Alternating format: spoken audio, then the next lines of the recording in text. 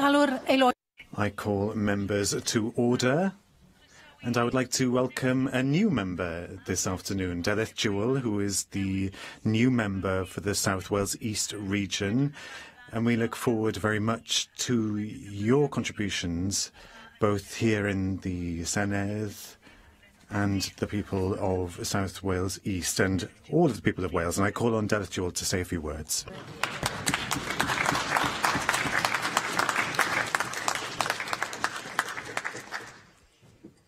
All I have, I would have given gladly not to be standing here today. Not my words, but those of President Johnson to Congress when he had taken over from that other statesman, Kennedy. All I have. I do not quote these words out of a lack of gratitude in coming to this seat, nor indeed from a lack of determination to do the best I can, but rather I quote them in a sense of profound sadness at the loss of my friend. That loss is something that unites us. Ma Cymru'n galaru. Wales is in mourning, Gwent is in mourning for what Gerall described as a gwrolun a gar wlad in reference to that other man on the horizon, Saunders. The sheer scale of this loss is difficult to put into words. Steffan was so proud that he was from South Wales East, the area of Dic Penderyn, S.O. Davis, Phil Williams. Now Steffan stands shoulder to shoulder with those giants, and we follow in their footsteps and urge them to reach out to us and to place us on their shoulders.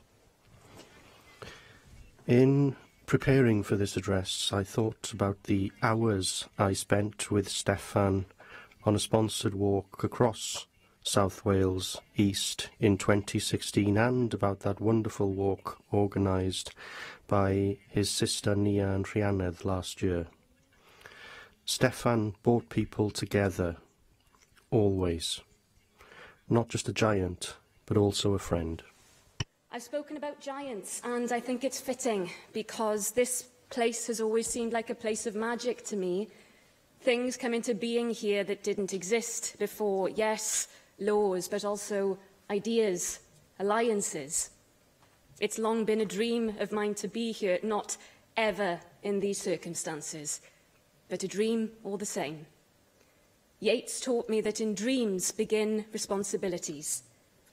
I have a responsibility to the people of South Wales East to do the best I can, to my party and group. And I have a responsibility to Steffan. I do not bear it lightly. I know I must give all I have for him. I know that no matter where in this chamber I sit, many of you will think of me as being in Steffan's place, and I don't mind that. In fact, I will consider it an honour, for although I am this chamber's newest member, in Steffan's place, I've been given the best seat in the House. I am in Steffan's place, but I will never replace him. I hope you will let me share it with him. Diolch.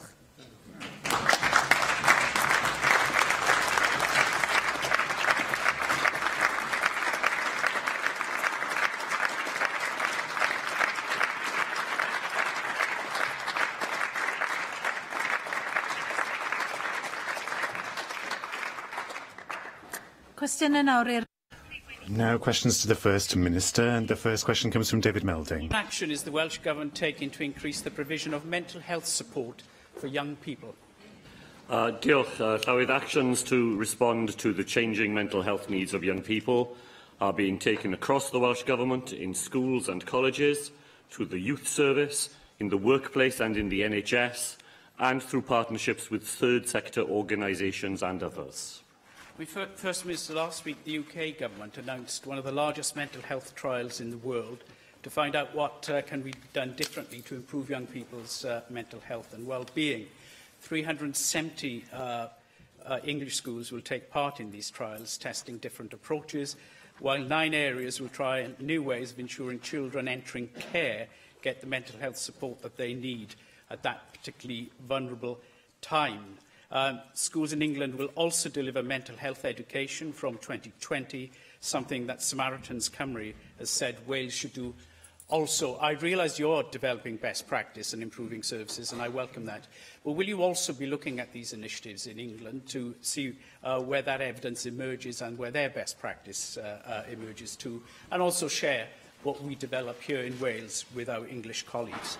Well, so absolutely, we will be keen to learn any lessons that there are from new initiatives elsewhere. It's part of the joy of devolution, that we are able to try things differently in different parts of the United Kingdom, and then to share the learning between us. As the member says, we already have a whole school approach to mental health here in Wales. 11,558 children benefited from the school counselling service in the last year, for which we have figures, and anything that we are able to share with others from our experience, we are very keen to do. But equally, it's always seemed to me that the sensible approach to devolution is to regard it, as we've said many times here, as a form of living laboratory in which experiments that are carried out elsewhere are available to us all to draw any learning. Helen Mary-Jones.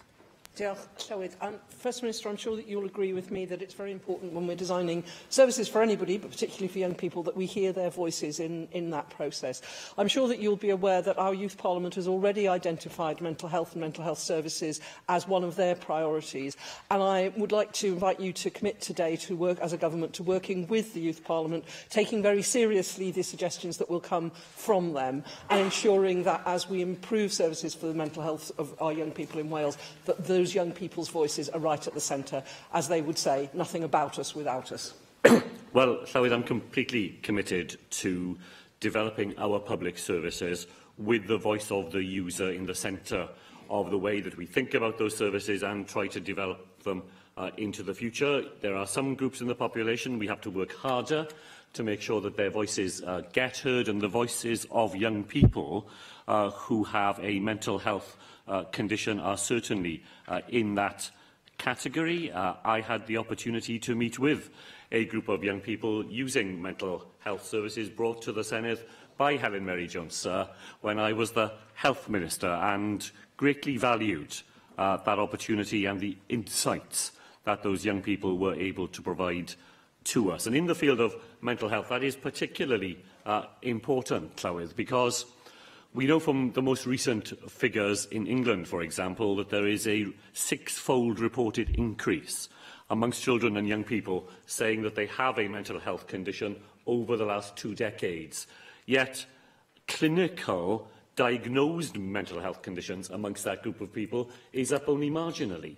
So there is something to learn here from the message that young people are conveying to us when they report themselves having a mental health condition, and meeting those young people face to face is amongst the best ways that we can make sure that we learn those lessons. Hugh Davis.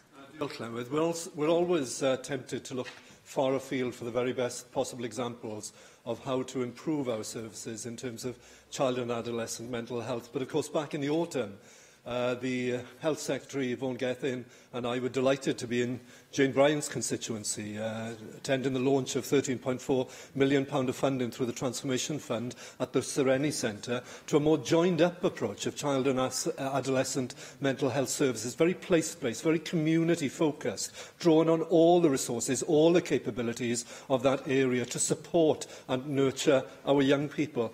I'm wondering, it's early days yet, but if that was to prove its success, and I have no doubt that it will, partly because of the work that's been done by the Children and Young People Commission pushing this agenda, if it proves that it works, will the intention be then to roll that out not just across that region, not across South East Wales, but actually to use that as the model that we roll out across Wales so that all of our children and young people have the very best mental health support? Well, the model, Llywyd, that Hugh Davis points to is certainly one that we want to develop further, because it provides for a differentiated approach to mental health. We're absolutely used to differentiated approaches in physical health. If you have a cold, as I do, you need a paracetamol. If you have influenza, you need a different sort of answer. And if you've got pneumonia, then you could end up in an intensive care unit. We understand that different levels of need require a different sort of response. It was certainly one of the lessons in the Young People and Education Committee's Mind Over Matter report. And having a service of the sort that Hugh Davis has described, when there is a spectrum of different services available, able to provide that tailored support and tailored reaction to the need of a young people in the mental health field is a model that we are very keen to see more generally used in Wales. Question 2, Llyr. Question 2, Llyr Griffith. What assessment has the First Minister made of the impact that leaving the EU without a deal would have on the Welsh Government's legislative programme? Thank you to Llyr Griffith for that question. The UK Government should take a no-deal Brexit off the table and seek an extension to Article 50. And in that way, both the financial and legislative impact on Wales could be eased. And in the meantime, we press ahead with correcting deficiencies in law derived from the European Union. Thank you for that response. There is a perception, certainly, that the Welsh Government has now become overly reliant on allowing the UK Government to legislate on our behalf.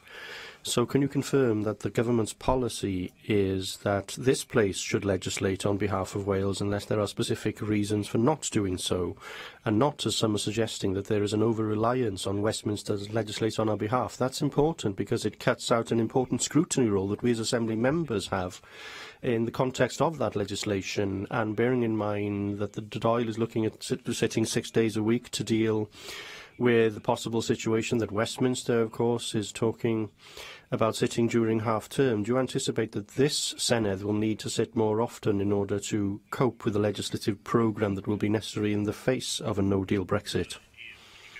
I thank Llyr Griffith for that supplementary question. And just to state, the policy that we have is the policy that he has set out this afternoon.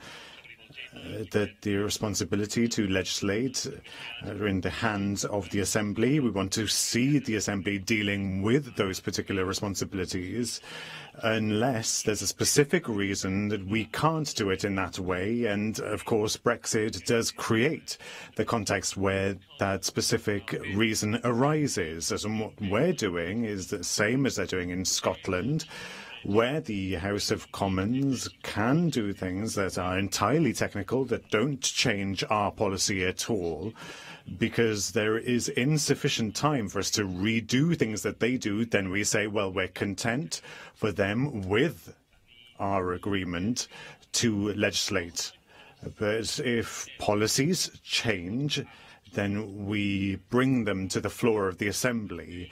And that's what we've done. And there are more things to do with regard to statutory instruments, with regards to exiting the European Union. And there are more to come to the floor of the Assembly. So when policies change, we come here and we give opportunities, important opportunities, for the Assembly to scrutinise what we suggest.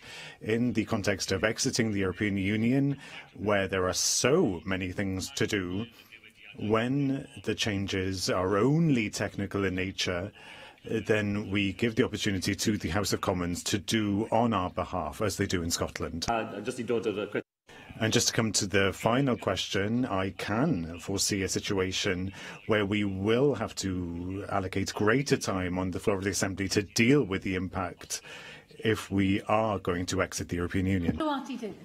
Thank you, Presiding Officer. First Minister, we know from the Rural Affairs Secretary that the delay in the government's response to Brexit in our land will push that response into the summer. One thing that the Minister's committed to is obviously bringing a Welsh agricultural bill forward. We have 2 years roughly left of sitting at this institution. Can you confirm that there is no delay in the government's intention to bring such a Welsh agricultural bill forward, even though the consultation to Brexit in our land has been pushed into the summer now? Because to give that bill a fair run and be consulted on and implemented, it is vital that the time is put aside in government business time for us to consider the merits or not of the case that the government will be making in that bill. Well, I understand entirely the points that the member is making and the importance of them in ensuring that an agriculture bill of our own for Wales can be brought forward in a way that offers the Assembly the time it will need to consider such an important bill. and Rati Davis will, I think, be happy to recognise the fact that we have been able to work closely with the UK Government in relation to the agriculture bill that is currently going through the House of Commons, that as a result of the agreements we have now reached with the UK Government, we are confident that that bill will provide Welsh ministers with all the legislative tools we need to deal with the immediate impacts of leaving the European Union. There will be no gap in the statute book for Wales as a result of those agreements. But as he says, the Minister has made it clear that through the Brexit Our Land consultation and the continuing dialogue that she has with farmers' unions and others, it is her intention to bring forward an agriculture bill for Wales. Given all the uncertainties of the world that we live in, it is our intention to do that during this Assembly term. We now have questions from party leaders. Leader of Plaid Cymru, Adam Price. Natural Resources Wales directly manages 80% of Wales's forests and regulates the remaining 20%. As a body itself, it produces 800,000 tonnes of timber each year. Yet, astonishingly, as we heard yesterday from the Chief Executive of NRW, no one on the current board has either knowledge or experience in timber or forestry. In their report into the problems at NRW's forestry division, the auditors Grant Thornton referred to a merged entity without a single organisational culture and an isolated forestry function beset by serious failings, including poor governance, poor people management, poor budgeting, and an audit culture that was not so much dilatory as entirely non-existent. Now, the board of NRW must accept their share of the responsibility for this grim state of affairs, and indeed the former chair resigned. But since it was your government that appointed them, do you also accept your share of the blame in creating a board that so patently was simply not up to the task? Well, sorry, I think the Welsh Government has recognised the need for the board of NRW to be strengthened. That's why we have a new and distinguished interim chair of the board. That's why the board has been reinforced by, I believe, 5 new members appointed by the Minister, including members with experience in land management. And it's to that board that we must now look to take the actions that are necessary to address the findings in the Grant Thornton report and to work with the Public Accounts Committee and others to make sure that the deficits that have been identified are put right, and that this very important organisation that does very necessary and important work across Wales every single day, that it's able to get on with those important duties, confident in the culture that it has and in the structures that are there to support it. It does beg the question why it's taken 6 years, and 4 separate reports for these, deep failings to be uncovered in this way. Now, the standard response we've heard from the government in situations like this is that, this is an autonomous body for which you only have arm's length responsibility. But you do have direct responsibility for your own government strategy for forestry and woodlands. Well, almost a decade ago, you had adopted the ambitious and widely lauded target of planting 5,000 hectares of new woodland every year until 2030. You only managed an average of around 500 hectares a year, so you dropped the target to 2,000. Now you've raised the target back up to 4,000. But can the First Minister tell us how far short of the previous target you have fallen over the last 4 years? Well, Llywyd, I am aware that we have not reached the targets that we intend for woodland and for tree planting here in Wales, and that is something which I personally am very committed to addressing. In the campaign that was held during the autumn for the leadership of my party, I put forward a proposal for a new national forest for Wales. And that's an idea I'm very committed to making sure that we take forward during the rest of this Assembly term and beyond, in order to be able to make sure that the woodland of Wales is able to make its contribution both to climate change and carbon decarbonisation and to the other things which ideas of that sort can bring to those parts of Wales whose future are most likely to be affected by Brexit. Well, you know, I think the idea of a national forest is all well and good and to be welcomed. But, you know, you have to ask the First Minister. You've been part of the furniture in this institution in different shapes or forms. You know, part of the furniture, whether it's made out of Welsh wood or not, and where have you been in terms of these targets? You know, you weren't able to answer, and there's a very good reason maybe, because you used to publish an annual report on the Woodlands for Wales indicators. You stopped, and I think I know why, because in the last 4 years, you've achieved an average of just 200 hectares a year of new woodland planting, just 10% of the target. Can you think of another area of public policy, First Minister, in which you underperformed as badly as this? It's the worst 4-year figure since modern records began in 1971. NRW hasn't produced any new woodland at all since it was created 6 years ago. Scotland has produced 10 times as much new woodland in that period. Restocking rates in Wales are the lowest they have been since 1990. Now, to some, this may seem like a particular problem in a relatively small sector. It's nevertheless an important one to the rural economy, significant on a national scale in terms of our climate change reduction strategy. But, First Minister, doesn't this deep failure at the heart of Wales' biggest public body tell a much larger truth that sums up 20 years of Labour government, glossy strategies, ambitious goals, but no delivery and no accountability? Sorry, of course, the member moved from an important specific point to a general point that simply cannot...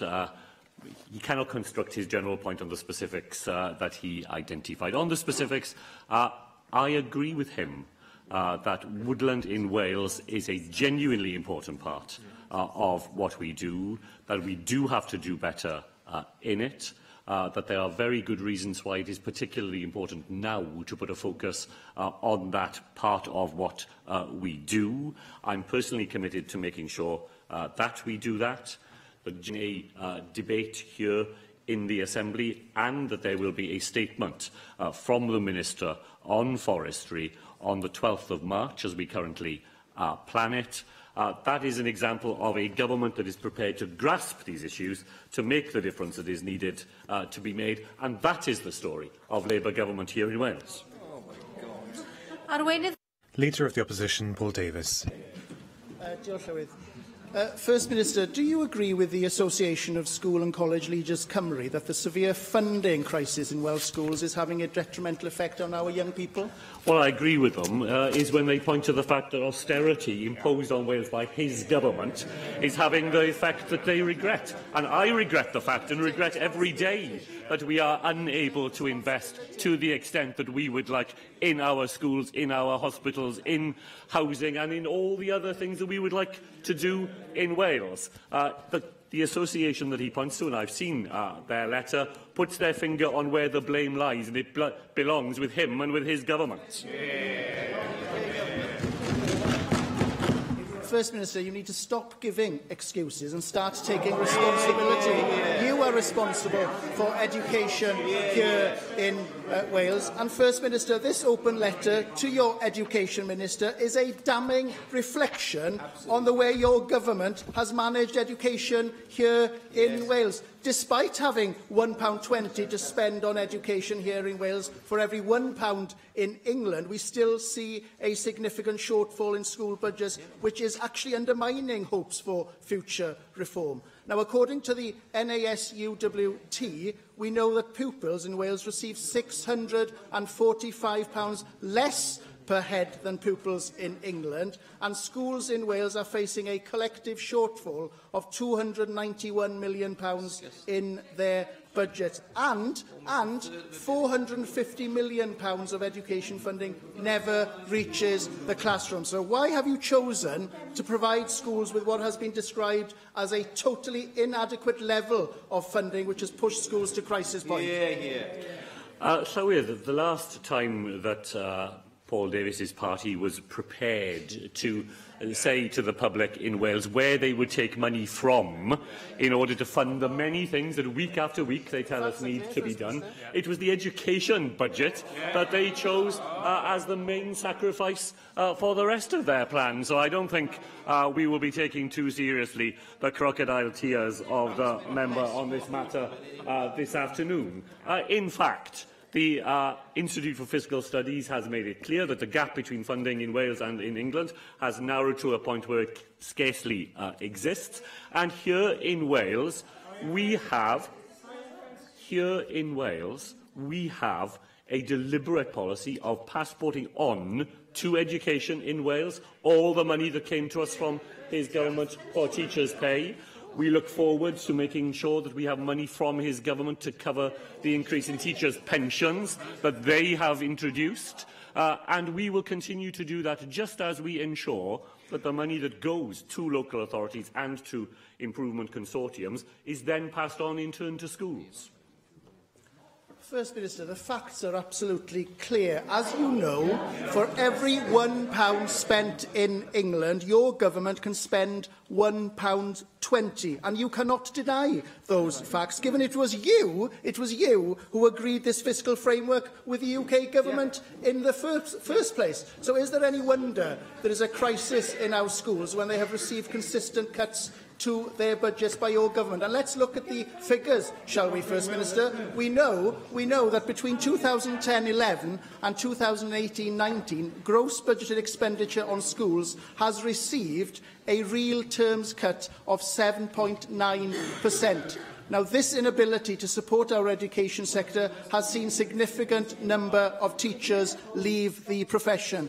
Having seen a drop of just 29 pupils since 2010, figures by the NASUWT again reveal that there are over 1,400 fewer teachers working in Wales during that period. What will it take, First Minister, for your government to realise that our schools are facing a crisis, and this failure to make education a priority will have serious consequences for our future generations? And will you now start listening to our teachers and to our educational professionals to start giving our schools and our children the support that they deserve?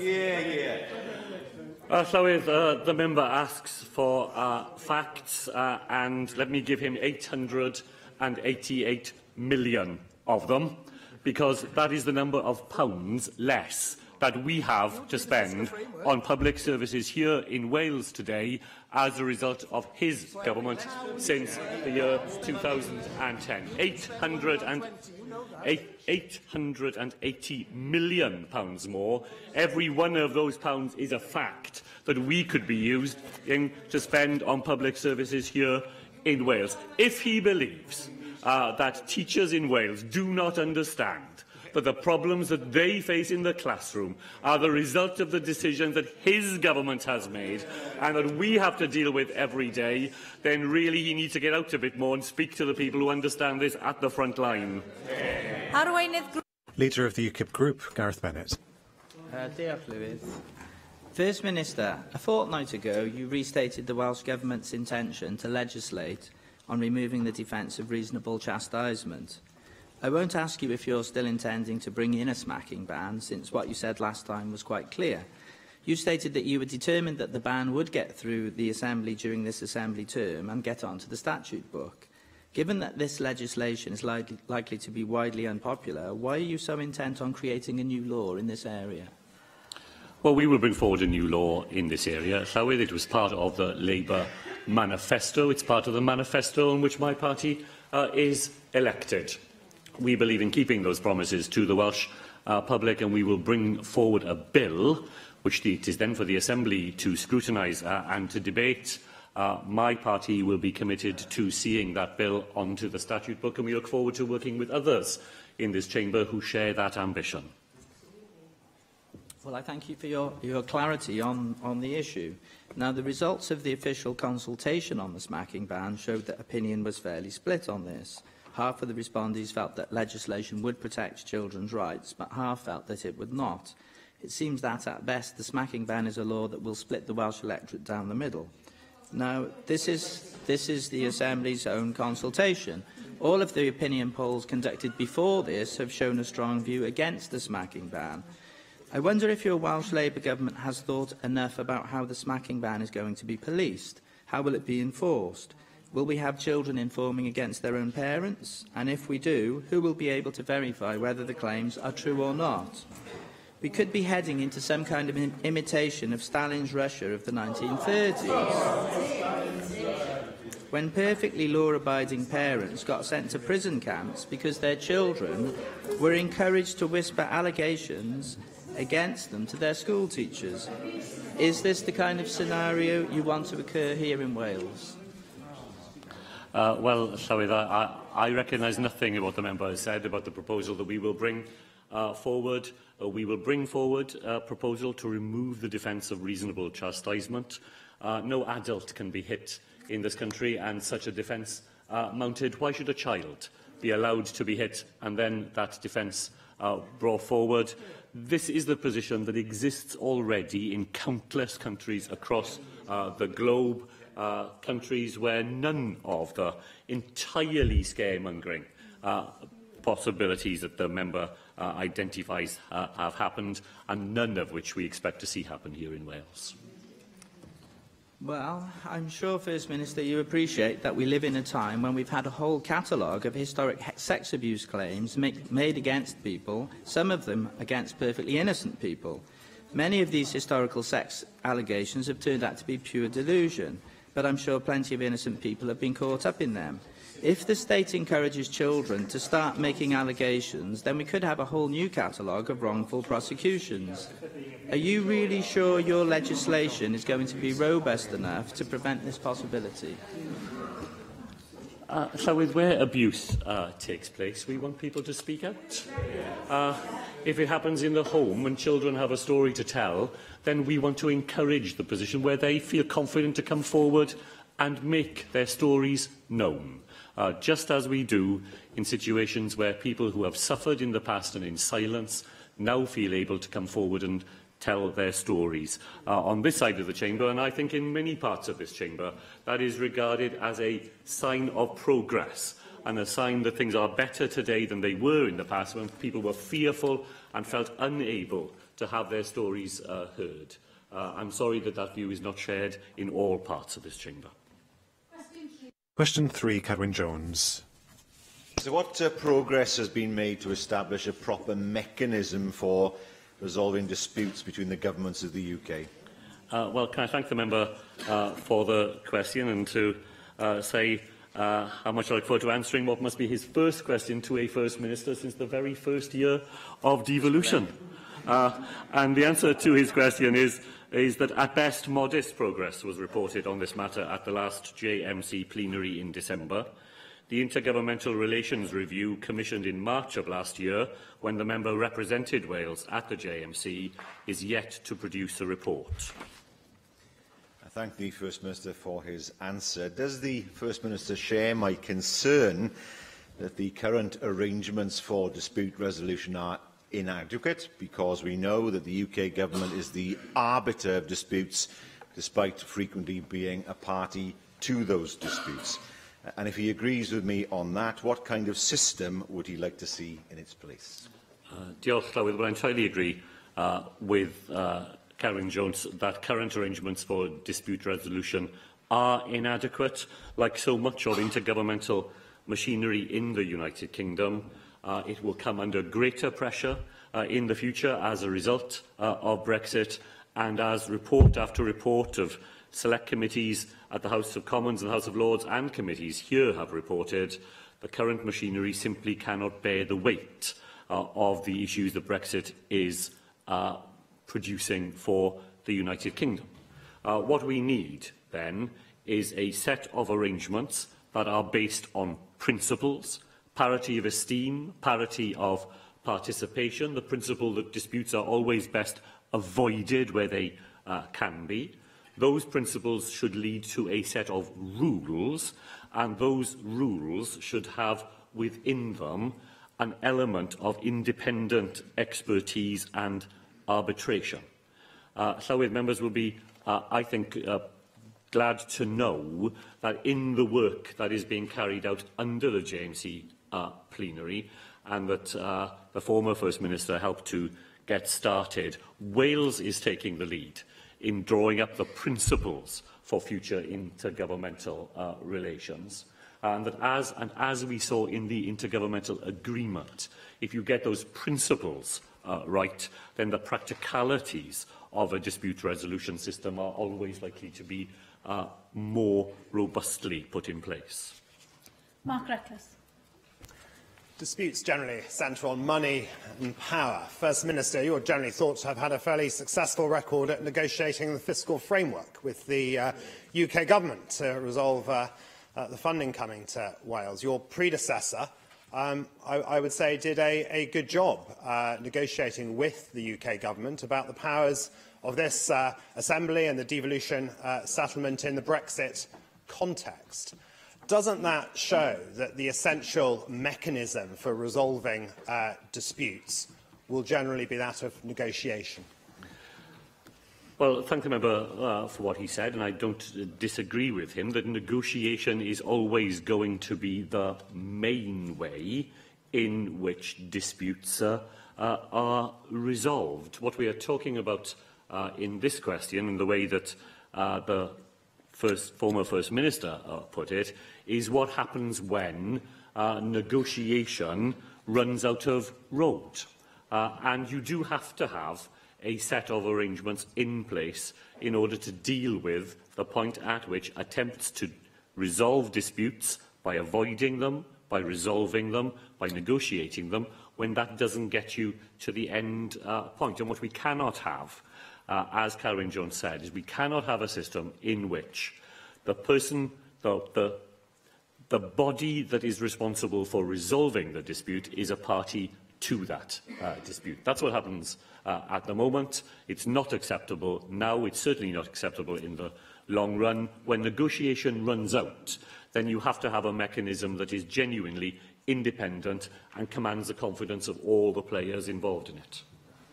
Di Lloyd. Thank you, Llywydd. In your view, First Minister, is time pressures and the pressures of work in dealing with the additional legislation emerging from Brexit, is that all a sufficient excuse to take powers away from our Senedd here in Wales and to take them back to Westminster?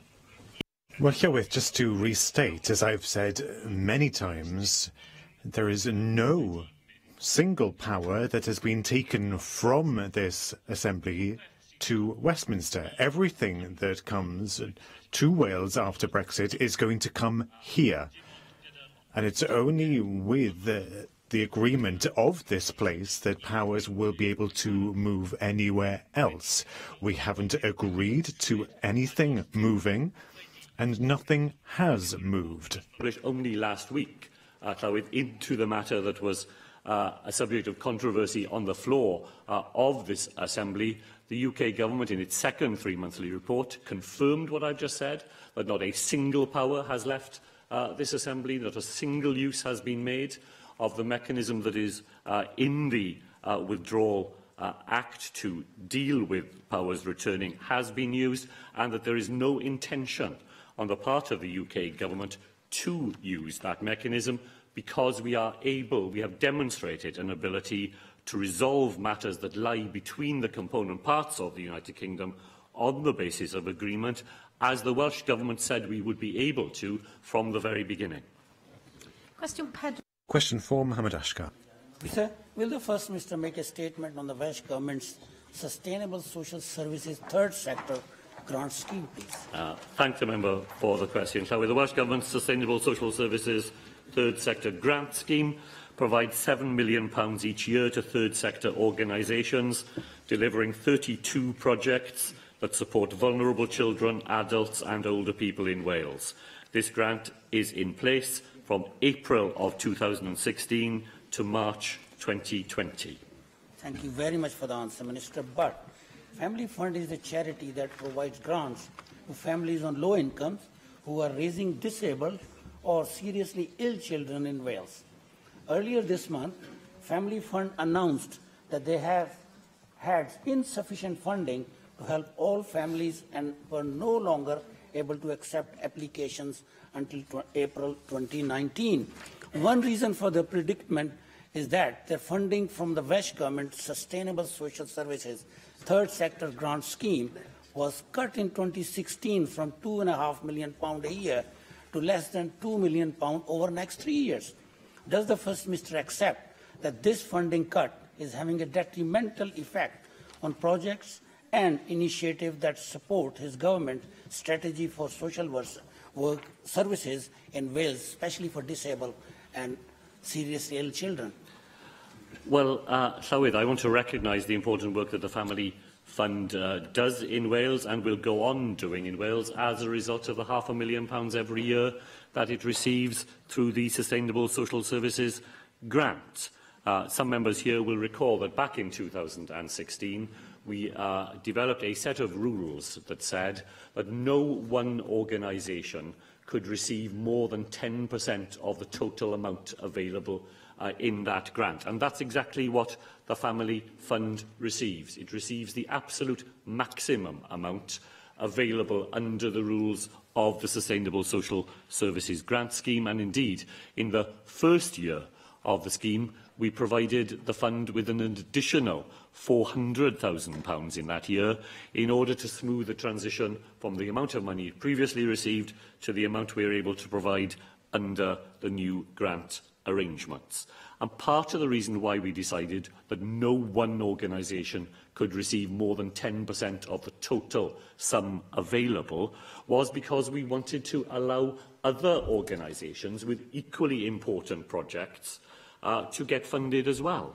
So amongst the 31 organisations that the Social Services Grant now funds is Learning Disability Wales, Carers Wales, the All Wales Forum of Parents and Carers of people with a learning disability, the Family Action Programme, which provides practical, emotional and financial support to families. So the work that the Family Fund does is very important, but we're now able to complement that with a whole range of other services working in the field that the Family Fund also operates. Question 5, Mark. Question 5, Mark Asherwood. How is the Welsh Government co-producing services with the third sector and communities? Thank Mark Asherwood for that. Llywydd, I want the principles of co-production to animate the approach of the Welsh Government in its work with the third sector and others. In order to achieve that, we work closely with Co-Production Network Wales, Academy Wales and the Wales Audit Office, who encourage co-production through training, events and online resources. I've also worked for many years with Co-Production Network for Wales, as in fact the only politician I think invited to their official launch, which was well worthy of support. But last Friday, I once again visited a small charity, an autism charity, supporting families with children on the spectrum, having to devote massive amount of volunteer time to applying for tiny grants, often not being successful. I routinely visit equivalent small charities doing wonderful work, co-producing solutions with families, with community members that work. And yet millions are going into the Welsh Government statutory provision or integrated autism service and other top-down programmes, which are not reaching the organisations on the ground that are making that real difference.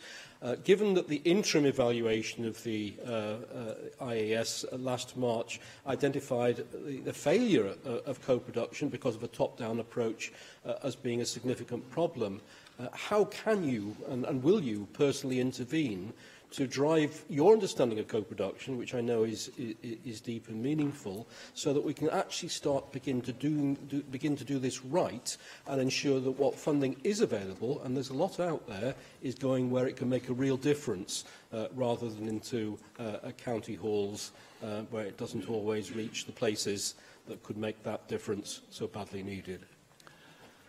So thank the member for that question. And, this government is committed to making sure that we work with a plurality of third sector organisations, recognising the very important contribution that they make to public services and the ability that they have to form an interface with the citizen that regards the users of our services as assets and people who have strengths that they can bring to bear on the services that are provided. I wanted to thank the member for pointing out last week in First Minister's questions a report to which he referred, which I had a chance to look at over the weekend, and which does provide some practical ideas in the contracting sphere as to how small organisations can have a better chance of making the case for funding from public bodies. The place where I depart from Mark Isherwood in relation to co-production is that I sometimes think he describes it as a way of replacing the state, as though it is a mechanism for moving things away from public services and replacing them with the work of others. I've never seen it that way myself. I see it as a way of augmenting, supplementing, influencing, shaping the work of others, but not of supplanting it. Question 6, Nick Ramsey. Will the First Minister make a statement on support for the families of deaf children? Thank Nick Ramsey for that. A national framework of action was launched in 2017 to promote the care and support for people who are deaf or living with hearing loss. It commits the Welsh Government, health boards and local authorities to work together to improve services, including support for the families of deaf children. Thank you, First Minister. I'm sure you're aware of the recent news story that Ross and Josh Hannam from Monmouthshire are having to pay £6,000 for sign language classes to help communicate with their deaf daughter, Lola. The couple have received funding through the local authority's sensory communication service, but are having to fundraise to make up the shortfall themselves, valuable time that would otherwise be spent with their daughter. Debbie Thomas from the National Deaf Children's Society has said that parents of deaf children currently face a postcode lottery when it comes to funding for these sign language classes, so crucial to helping their social and educational development. Can I ask that the Welsh Government's review, because I know you've committed to one, of the BSL funding takes place as swiftly as possible so that all deaf children, regardless of where they live, get the best possible start in life? Very happy to confirm to the member the timetable for that review. We expect tenders for the work to be received by the 25th of February, that the contract will be awarded early in March, that the fieldwork will take place between March and May, and that advice to ministers will be received by the end of June of this year. So I think that is a pretty rapid turnaround for a very important piece of work. To agree with what Nick Ramsey said, this is a piece of the responsibility for these services lie with local authorities. I have seen figures that show a very wide range of charges that are imposed by different local authorities in Wales, and the point of the review is to try to make sure that we have a service that is fair, equitable and coordinated, and when people don't feel that they are at the mercy of the geography of where they happen to live. Mike Hedges.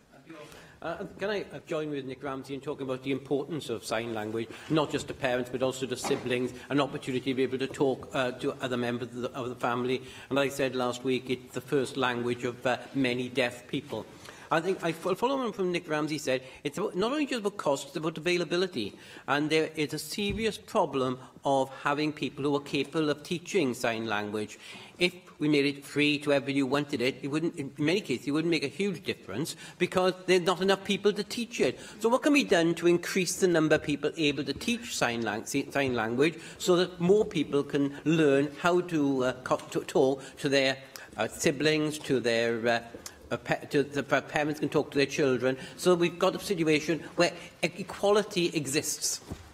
Well, can I thank Mike Hedges for a very important follow-up question. And this National Assembly formally recognised BSL as a language in its own right as long ago as 2004. And he's right that it is every bit as much a language as any other language for many of the families who use it. And there is a shortage of interpreters and tutors here in Wales. The review will look at that issue as well. It will look at existing provision, it will consider costs and access, but it will also look at ways in which we can improve the flow of people properly equipped and able to provide the sorts of courses that Nick Ramsey referred to, and which his constituents are hoping to be able to use. Question 7, Bethan Syed. What support is the Welsh Government giving to primary schools? Llywodraeth Cymru. The Welsh Government identifies and provides support to schools through a partnership of local authorities and the 4 regional consortia. And following the most recent categorisation outcomes, it's encouraging to see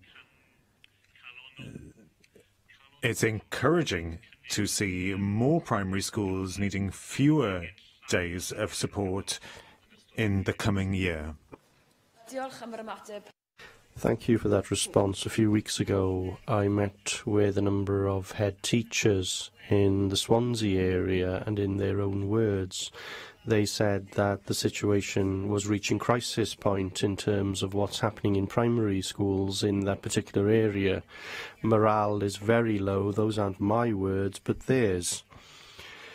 What are you doing to work with schools in the context of the current very difficult financial climate to ensure that they are able to operate effectively? They've told me that the grant system is too complex, that the formula is something that's difficult to understand, and they are concerned that they can't care for the most vulnerable pupils given those financial problems. So what can you tell me today so I can take a positive message back to those head teachers? Well, Llywydd, I think we do have a positive message to feed back to teachers and head teachers in Swansea. That was published only a week or so ago that showed how schools were faring in relation to the additional support that they need. Then in the Swansea area, part of the ERU consortium, then far more primary schools moved towards needing fewer rather than greater hours of support. 29 schools in that area moved in a positive direction, whereas only 4 schools were categorised as needing more support, a ratio of more than 7 to 1 of schools moving in the right direction. And that is a tremendous tribute, isn't it, to those people who lead education in that part of Wales and the work that teachers in schools do. So while I recognise that out there in the front line, the pressures of 9 years of austerity are absolutely real, are felt every day in the work that people do, the positive message I would want to give to those head teachers is that together, through the actions they are taking, they are succeeding in providing a better education for the children who are in their schools today, and I hope that they will take some confidence from their own success, and that will give them some of the strength and the resilience they need to deal with the undoubted difficulties which all public services in Wales face. Finally, question 8, Lynn Eagle. What assessment has the First Minister made of the cost to the economy in Wales of ending freedom of movement?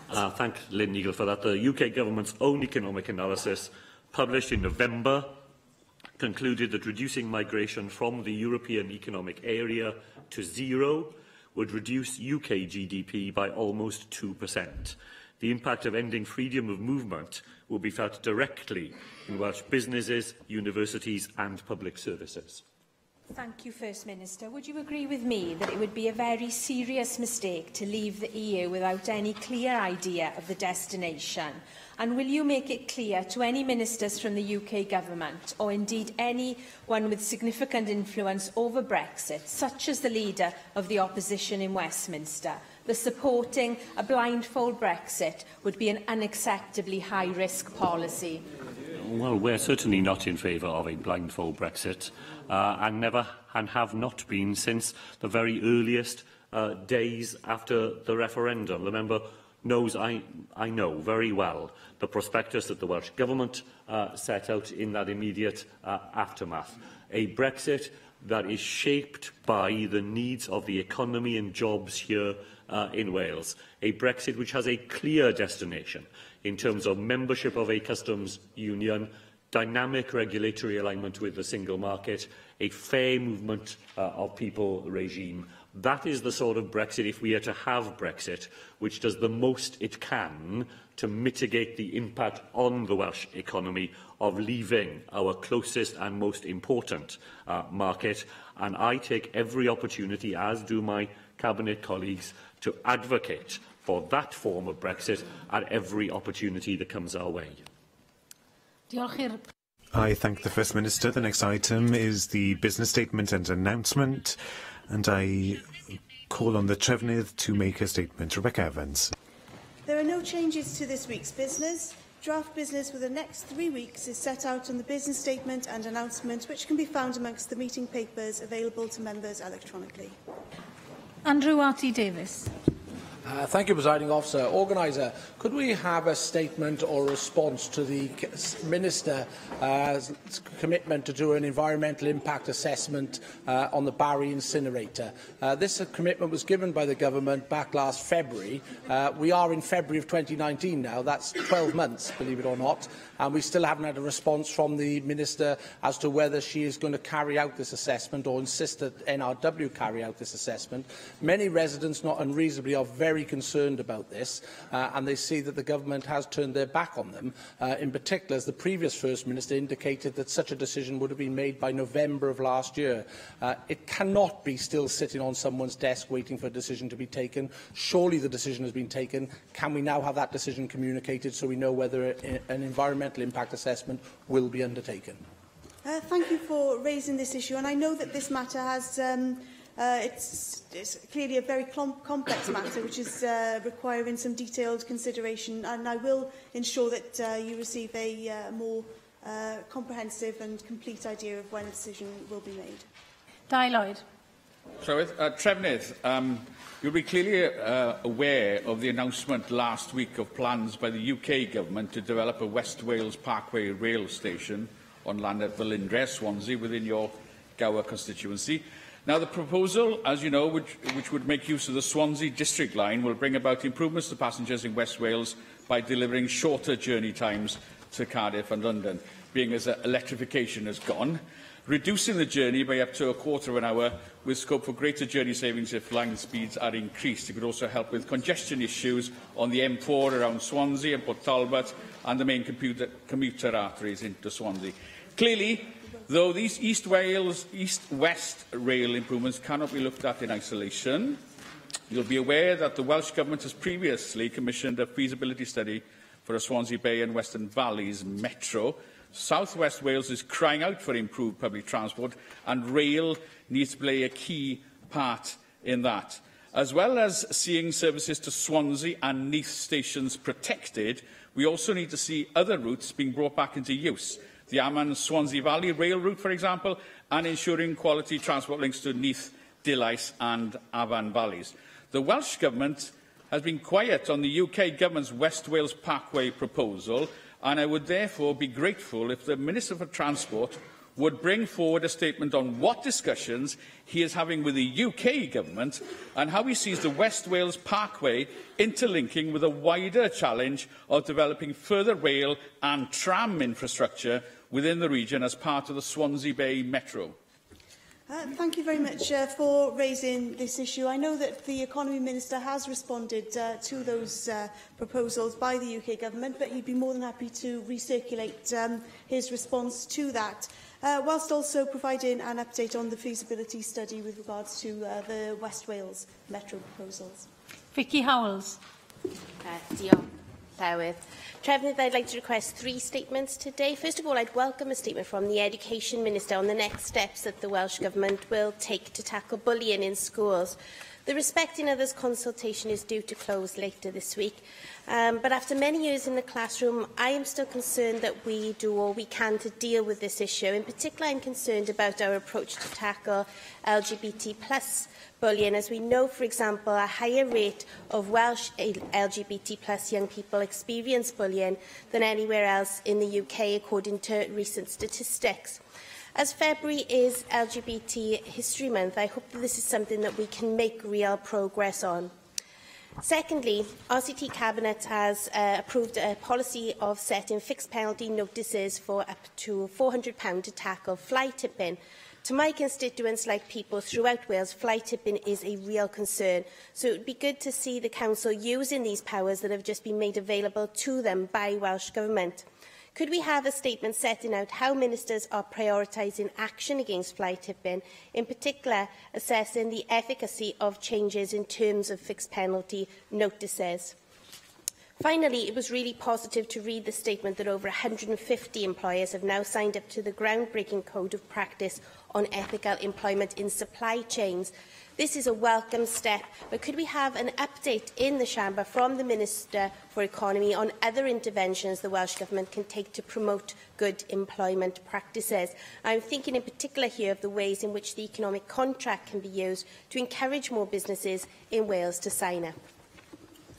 Thank you very much for raising those three issues. On the first regarding bullying, as you say, the recent consultation has just come into an end, and I know that the Minister will have more to say that in due course. But it is worth reflecting at this point that our new curriculum will lead the way on LGBT+ issues and will provide teachers with the opportunity to teach Welsh LGBT+ history. And the first draft of the new curriculum will be published in April. And there will be a full-scale consultation within the education community and the wider public on that.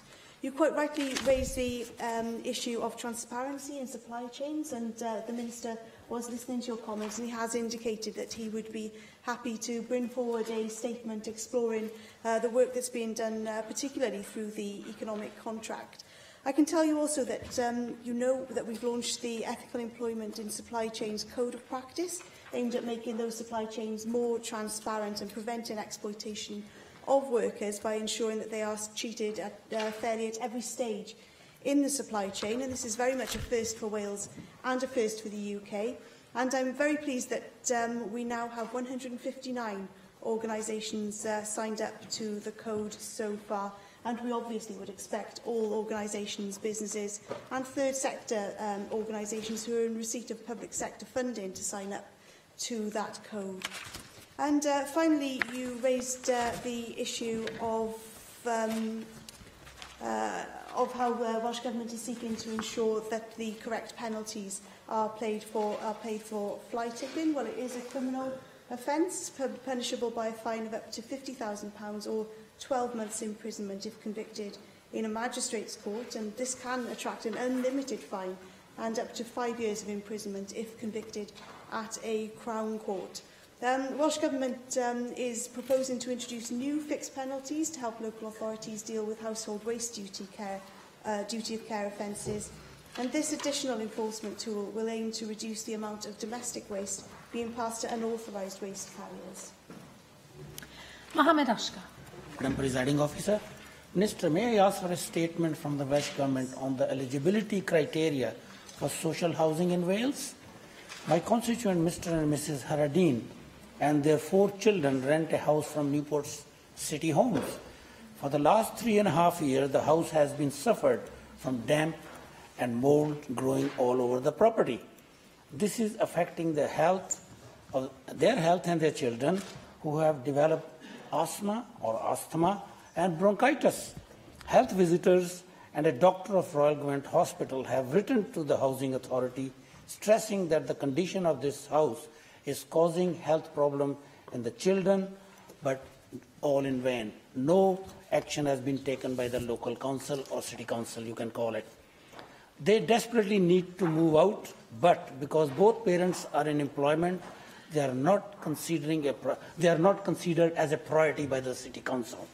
Please, can we have a statement from the Minister on what guidance can be given on the eligibility criteria for social housing, since it appears that threats to people's health is not considered serious enough to warrant being rehoused as a priority, please? Thank you for raising this case with us in the Chamber. I'm sure that you've taken up the specific case with the appropriate residential social landlord and or the local authority. And I would certainly recommend that you write with further details of that case to the Housing Minister, who will be able to provide some further background on the detail of social housing eligibility criteria. Bethan Syed.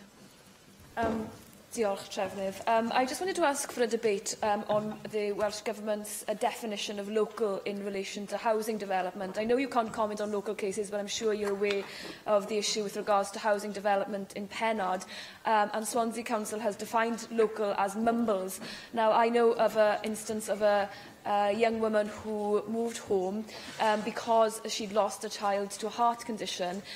She now wants to reapply for the council house that she lost because of the fact that she moved home, but may not be able to move into the surrounding area because of this definition of local. This planning permission is one of many where people are debating and not understanding the definition of local and affordable, so that people can utilise that to the best of their ability, so they can stay in the area where they want to stay. So I'd like a debate in government time so we can have these definitions thrashed out here, so people locally can also engage in a more positive way with the planning process.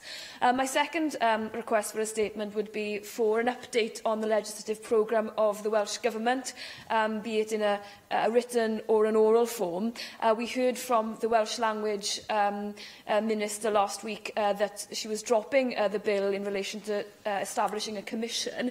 I heard from social media the former Minister said there was a timetable for that legislation, but it's not something the committee that I chair were aware of. So if there's one thing that the Government Minister knows and something else that the Assembly doesn't know, then I think we should all be made aware of the clear timetable that your government has, and so that we can all engage as positively as we can in scrutinising that programme and knowing where in the timetable that will happen. Thank you very much for raising both of these issues. I would suggest on the specific issue you refer to in Pennard, that in the first instance it would probably be most appropriate to raise the issue with that regarding the definition of local, definition of affordable, with the Housing Minister, in order to have the full information in front of you, in order to be able to share that with constituents. I'm sure that the First Minister answered some questions today with regards to the legislative timetable and the impact that Brexit might be having on our considerations there. And of course, the First Minister does make an annual statement on the legislative programme, but you have specific questions regarding bills. I'm sure that the appropriate Minister would be able to respond to those concerns. Janet Finch-Saunders. I have two questions. One is firstly in relation to Superfast Cymru and the previous rollout scheme. I've been made aware of a very concerning issue relating to this. The delivery of Superfast broadband as part of the Superfast Cymru scheme has been achieved, of course, through the handing of the contract to Openreach. However, I'm given to believe that Openreach then subcontracted to Telent, who have then subcontracted to WaveTech Limited, which has ended up employing individual contractors, including a constituent of mine, working freelance, and is still doing so to help build the fibre network. Having been shown a copy of an aged creditor's breakdown by my constituent, I understand that he is now owed thousands of pounds and has not been paid for services rendered to WaveTech since the end of November. Trefnydd, would you be able to liaise with the responsible minister and explain to me why Superfast Cymru has resulted in such a protected contract, which has seen several subcontractors in a chain, which is now resulting in my constituent facing financial hardship? That's number one. And then number two, will the Trefnydd explain why the Welsh Government does not deem it necessary for the Planning Inspectorate to consult with all interested parties when new material or planning policy updates come forward during the course of the Planning Inspectorate process? Now, the reason I ask this is last week the Planning Inspectorate approved a residential development comprising of 110 dwellings in Llandudno Junction. This, in my opinion and others, was despite breaching a number of planning policies, over 1,300 objections submitted. Due to the delayed process following the inquiry in September, where the actual decision breached its own ministerial target deadlines, the introduction of Planning Policy Wales Edition 10 had to be considered. Whilst the local authority and the appellant were consulted, all other interested parties, including myself as the democratically elected Assembly member, we were not allowed to give further information forward based on the interpretation of Plan Policy Wales. Now, subsection 47.7 of the Town and Country Planning Referred Applications and Appeals Procedure states when an appointed person needs to notify those involved in the inquiry about new material to allow them to make representations about new evidence or to ask to reopen the inquiry before making their decision. However, the new material excludes Welsh Minister's policy. This is wrong and undemocratic. So would you agree with me that Welsh Minister's policy should be subjected to the notification representations request to reopen provisions in the same way as any other type of new material? And if so, would you be prepared to consider my proposal to change this flawed legislation and the regulations so that all interested parties are allowed to be part of the actual planning inspector process and regime? Thank you. Thank you very much for raising those questions with me today. On the issue of broadband, if you would share with me the details of your constituents' specific circumstance, I'd be happy to explore that with the Minister and let you have the outcome of that. Your question regarding Planning Policy Wales and how it intersects with existing planning applications and so forth is probably best directed to the Minister with responsibility for planning. David Rees. President, I would have asked for perhaps updates on statements from the Welsh Government on two areas. One is obviously steel. Last week we had a wonderful debate here in the Chamber on the steel making in Wales and the implications of the future for steel making and the challenges it still faces. Yesterday we heard that Swansea University was going to be the lead university in a £35 million project to look into the steel process and to ensure that steels can become sustainable in Wales and the UK. Could we have a statement and an update from the Welsh Government as to what actions the Welsh Government has taken to work with the university sector on the steel research and development agenda to ensure that the money is already invested in things like the Steel Institute in Swansea University continues to develop steel making and the processes so that the steel making in Wales, particularly in my constituency in Port Talbot, is going to be something which is sustainable for the future? I'll wait till the answer comes back. On the second one, we know about the Banksy issue in Port Talbot. I visited it on the very first day it was identified, before it became known as a Banksy. But we've also since then had the AIM 72, 3 different pieces of street art, 2 on the back of Tyne Park Rugby Club on doors and 1 on the door of a garage in the lane, 2 houses down from the Rugby Club. But it's clearly becoming an issue of street art and the culture of street art. And the individual I spoke to, including the previous owner of the Banksy, highlighted the need to ensure that we had somewhere to keep this street art. But there's also concern that we don't become an area of which I call graffiti rather than street art. So we actually create a culture of street art. Will you give a statement? Like I thank the Deputy Minister for his response earlier last week on the previous requests. But we need to look at what is the Welsh Government's position on street art. What does it see as street art and the future of street art? How will it work with councils to ensure that street art can take place whilst not becoming over-intrusive on people's lives? Because some people may think street art is wonderful, others will consider it graffiti. And there are some which is graffiti. There's no doubt about that. But we need to ensure a culture of street art within our areas to ensure that it survives. So can we have a statement on what the Welsh Government sees as the future of street art and also how we can ensure that when it is there, it is preserved and secured and not allowed to be vandalised? Thank you very much for raising those issues, and certainly the Welsh Government very much welcomes yesterday's announcement of that additional £10 million of funding from the Engineering and Physical Sciences Research Council for a £35 million research network aimed at reducing carbon emissions from UK iron and steel industries. It really is excellent news, and I would like to congratulate Swansea University on the work that it's done to bring that funding to Wales, and it certainly builds on the investment that the Welsh Government has made into the establishment of the Steel and Metals Institute in Swansea, which was opened in February of last year. The Economy Minister has indicated that he'd be happy to bring forward a joint statement with the Education Minister to respond to the points which you raised in your contribution. And on the matter of the Banksy's artwork and on street art more widely, Welsh Government, of course, channels its investment in the arts through the Arts Council of Wales, which is there to support a wide variety of art forms, including all forms of visual art. So that would include street art. It's also able to provide funding for individuals, and it does so extensively, mainly through the funds it does from receive from the National Lottery.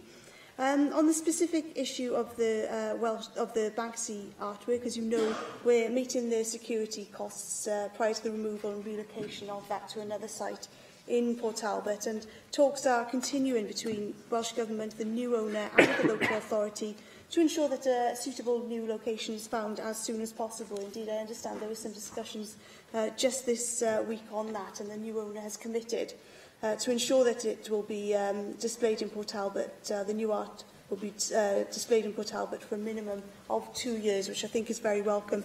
And I know that the Minister is giving thought more widely to the future for the celebration of contemporary art here in Wales. Leanne Wood.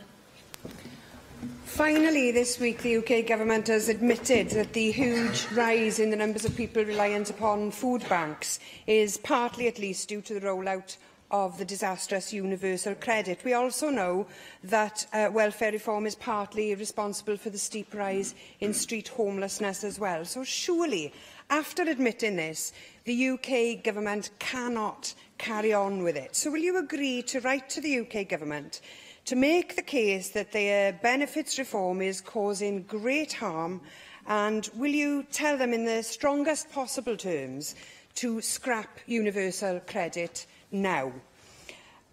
Figures recently released show that less than 1 in 5 complainants of sexual harassment in Wales's public sector have led to a dismissal. Non-disclosure agreements are also being used to silence complainants in sexual harassment and domestic abuse cases. These figures show exactly why we need the new Time's Up network that I've been involved in setting up. The new network aims to give voice to those experiencing sexual harassment and abuse in Wales and aims to change the situation. So how can these unfair dismissals be stopped? Can the Welsh Government give a statement on what it's doing to curb the corrosive culture that persists in our society? And specifically, can you tell us what can be done to prevent complainants from losing their jobs? I've been contacted by 2 separate people complaining about the difficulties trans people face accessing healthcare in Wales.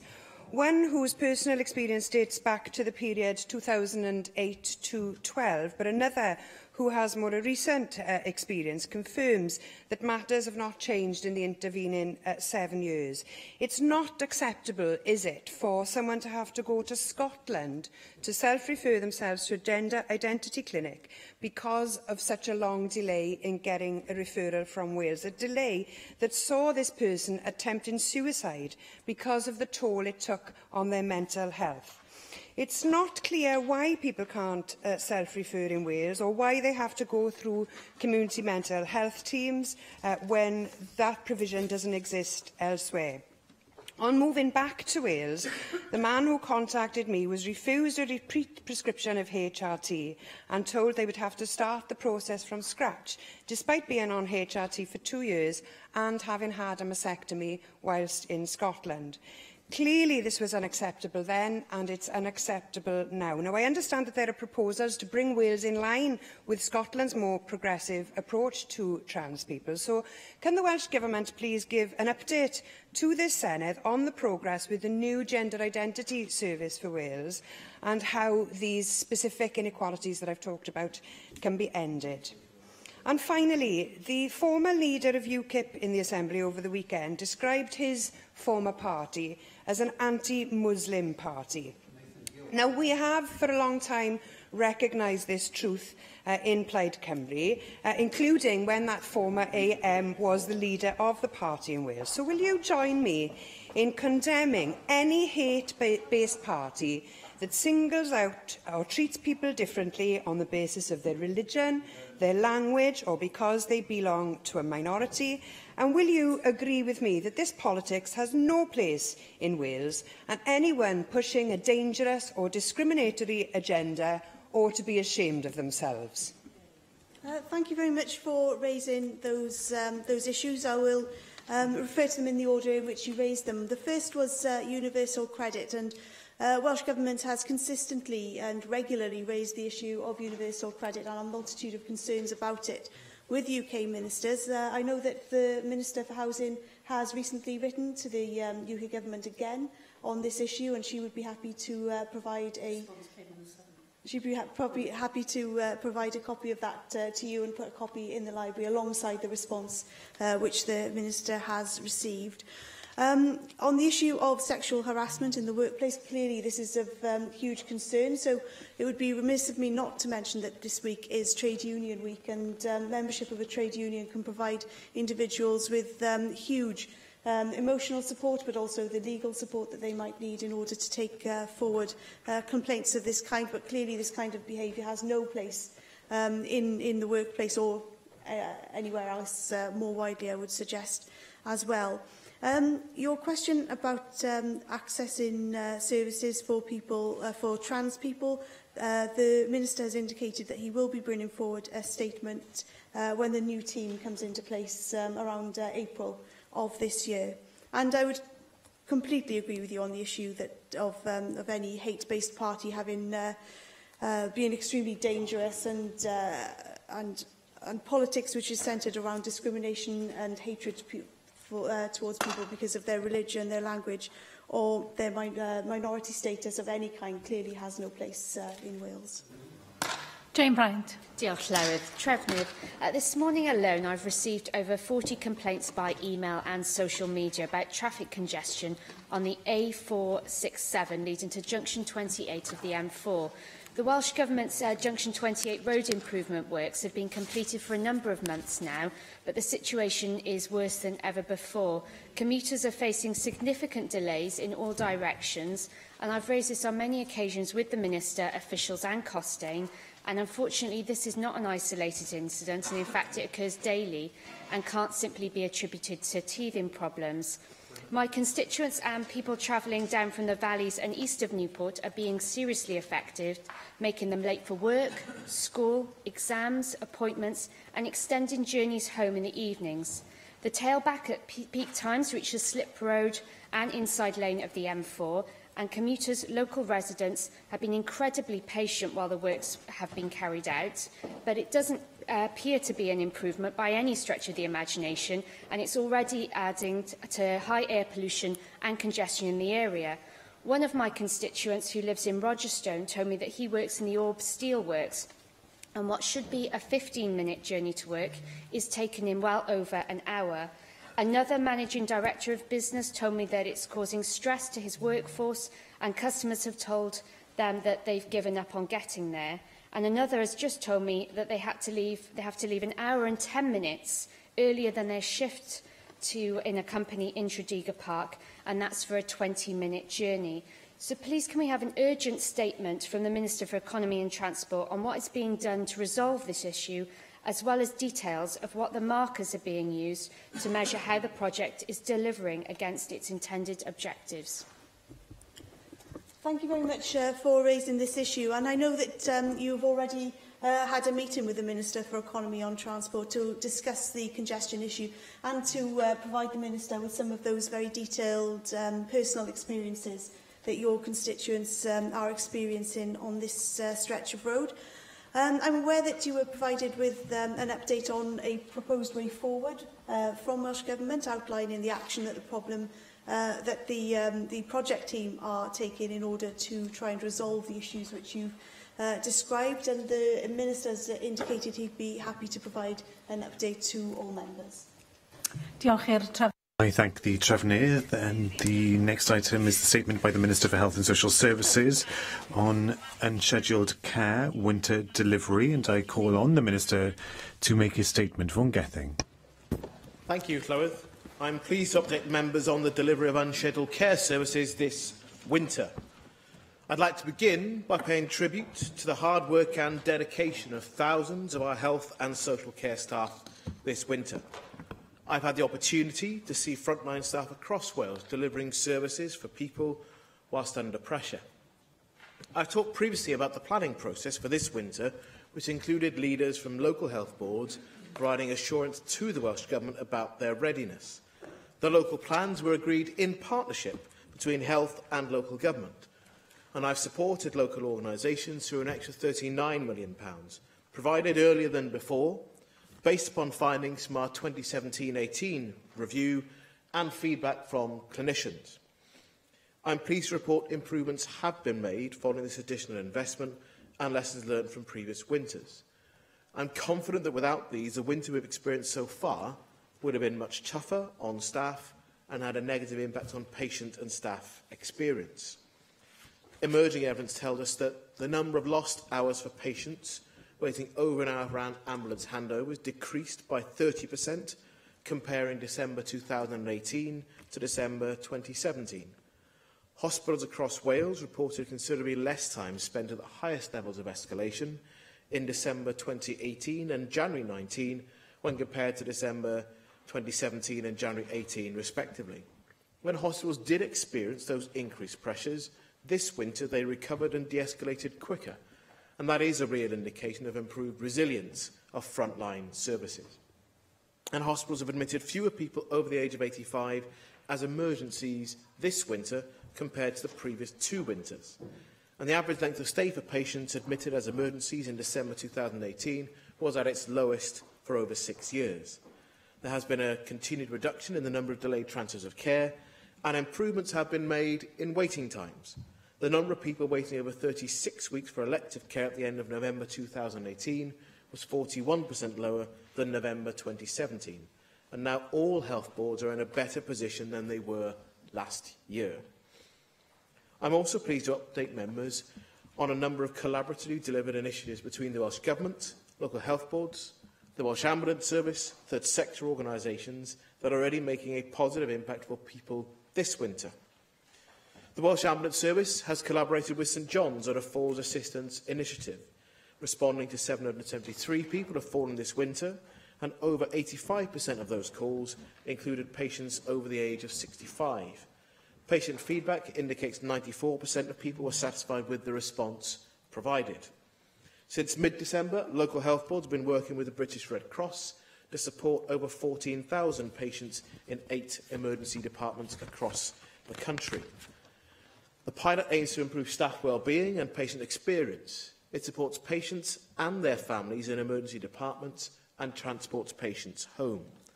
The home transport includes helping to resettle patients by connecting them again to community services, and that has been especially helpful for lonely people. The hospital-to-home pilots, delivered in collaboration with Care and Repair Cymru, is focusing on improving housing quality to support reductions in delayed transfers of care, prevent admissions and reduce readmission rates. Collaboration and integration with the third sector is a key facet of Healthier Wales, and I'm encouraged to see further progress being made here. We're also trialling new integrated models of care this winter by deploying pharmacists into emergency departments, and again, early indications are positive. Dedicated pharmacists are now working as part of a multidisciplinary team, with some hospitals already reporting seeing up to 100 patients a week to help support the safe and efficient delivery of care to patients in the emergency department. However, this winter has also been difficult for services and staff across health and social care. There have been occasions where patients waited longer for advice, care or treatment than we or health and social care staff would like. Winter stomach bugs such as norovirus place additional strain on our NHS, and since October 2018 there have been 103 gastrointestinal outbreaks in hospitals and care homes across Wales. Members will be aware that the last flu season saw the highest number of GP consultations and flu cases in hospitals since the 2009 pandemic. We've increased testing following the rollout of the Welsh Government-funded rapid flu test for patients in emergency departments across Wales. And this winter we have seen a higher number of flu cases confirmed in hospitals compared to the same time last year.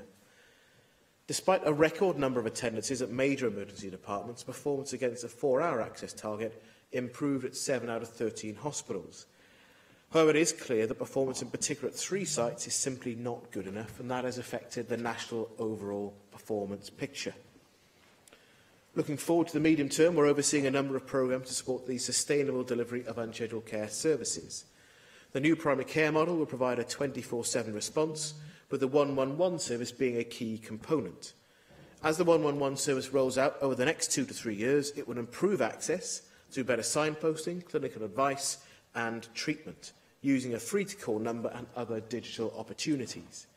There will be greater regional and national working to meet the demand for critical advice and treatment at peak times, and 111 will be available nationally by 2022. The Siambr Review Implementation Programme, which I've highlighted to members in a previous statement, is well underway and expected to run until November 2019. I will update members on progress on that programme over the summer. A quality and delivery framework for emergency departments is under development and includes a piloting of new measures developed alongside clinicians over the past year. This will be the first phase of wider work to develop clinical outcome and experience measures across the unscheduled care system. Building on an in-depth review into how we discharge people with complex needs from hospitals, we will substantially increase focus on preventing unnecessary admission and reducing delays in hospital transfers of care for older people in 2019-20. I will also provide an update on this Home First approach in the summer. This reinforces our need to work across our whole health and social care system. And finally, we will launch a policy framework for unscheduled care to describe our policy expectations for local health boards and NHS trusts in the summer 2019. I will, of course, provide further detail upon its release. Darren Miller. Thank you, Deputy Presiding Officer, and thank you, Minister, for your statement and the advance copy which you provided to my office.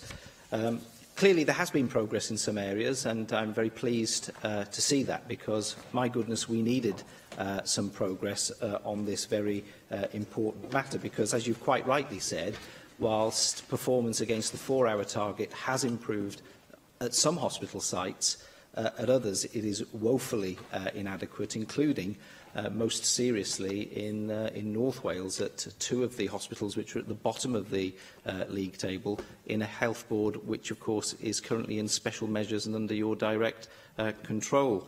Can I give you an example of the sort of care which is being provided at Glenclwyd Hospital? This was from an email which was sent to me by my constituent John Cook about his son Gareth Cook, who unfortunately had occasion to need some attention in the emergency department there back in November. He attended 3 times in a single week, largely because the first of those attendances he was turned away inappropriately, and at the second attendance he was also turned away inappropriately because of bed pressures in the hospital. He comments, and I quote, "I have mentioned the lack of basic hygiene, privacy and respect from patients arising from the appalling conditions. To illustrate this point, I refer to patients vomiting within touching distance of one another. Gareth recounts an experience of sharing a 4-chair bay with 3 others. Included in this group were an elderly blind person and a younger man who was an alcoholic and clearly disturbed. In the middle of the night, this alcoholic introduced a pair of scissors and was prodding the blind man awake. In addition to that, there are scenes described of 2 elderly gentlemen, one 94 and the other in his 80s, spending days, not hours, days on chairs, sharing a single 1-bay bed with 3 others, all again within touching distance of one another. Now, clearly, these are unacceptable descriptions of the sort of care that both you and I and anybody else in this chamber would want to be seeing provided. But I am very concerned that that's the sort of care, unfortunately, that many people are witnessing in our hospitals, particularly in North Wales. But I know that those sorts of scenes are not confined to there. And I want to know what you're doing to address those sorts of concerns, because it seems to me that a large part of the problem is the bed capacity in our hospitals, which is keeping too many people in our emergency departments for too long. Because we know that the figures on the 12-hour periods plus, which people are spending in our hospitals, are actually getting worse. They got worse in December, and they were worse in November than they were 12 months previously. So whilst I appreciate that there is progress being made in terms of transfers of care, that there has been some progress in terms of some of the other targets, clearly people should not be spending more than 12 hours in an emergency department unless there is an exceptional circumstance which requires them to be in there. You made reference to the extra cash which has been invested this winter. Pleased to see that cash going in. I'd be very grateful to know, Minister, how that cash was divided by Health Board area, because it seems to me that it's not always been targeted at the level of greatest need, where the biggest problems are manifesting. So it'd be interested to know if you could give us a breakdown in your response today. Very keen also to hear a little bit more about these collaborations which the NHS is developing with the Red Cross, St John's Ambulance and Care and Repair. It's wonderful that those collaborations have started. I know that patients, certainly in my neck of the woods, really value very much the support that the Red Cross have been giving, and I think that that's working extremely well. But clearly, I think what we need to know is, are these going to be permanent features within our health service in the future? And if so, are appropriate regimes in place to ensure that there's proper scrutiny of those new systems and arrangements, and are they being properly paid for? Can you also tell us what the situation is in terms of the take-up of the flu jab by frontline healthcare workers? You made reference to the flu season in your statement, and we know that it started a little bit later this year than it has in previous years. And, of course, there's always the opportunity that it will gather momentum again. Now, we've had just around half of our frontline healthcare workers in the past actually receiving their jabs. That's clearly not good enough. We need to get a higher take-up rate amongst frontline health professionals. And I'd be grateful if you could tell us whether you're going to introduce new targets, new measures that can prompt and encourage people to take the opportunity to protect themselves in order to protect other people. And just finally, can I ask you on the whole subject of the ambulance service and its targets?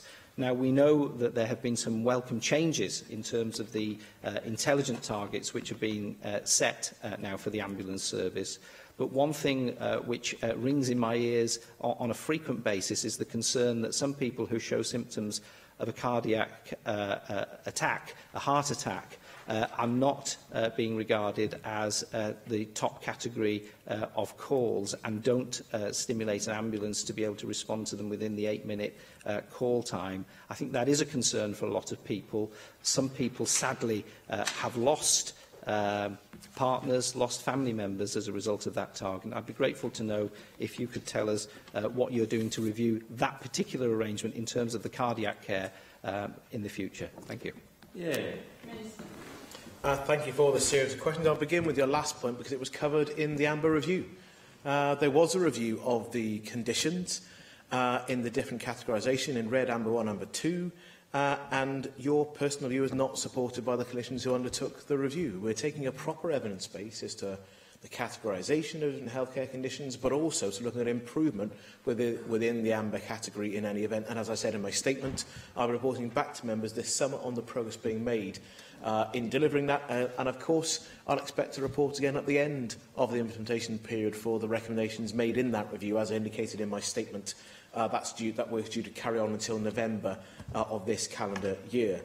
On your broader point about the flu jab, again, I expect that as part of the wider review into this winter, we'll look again at the overall success of persuading the public and our staff to take up the opportunity offered by protection from the flu jab. We'll look again at the most successful parts of our system, both for employees as well as the ability to persuade people to take up their flu jabs, whether at GP surgeries or at pharmacies. In fact, this morning I had to call into my own general practice, and the wall was plastered with posters about getting your flu jab for those people at increased risk. So certainly the information been provided there in both languages was very, very visible.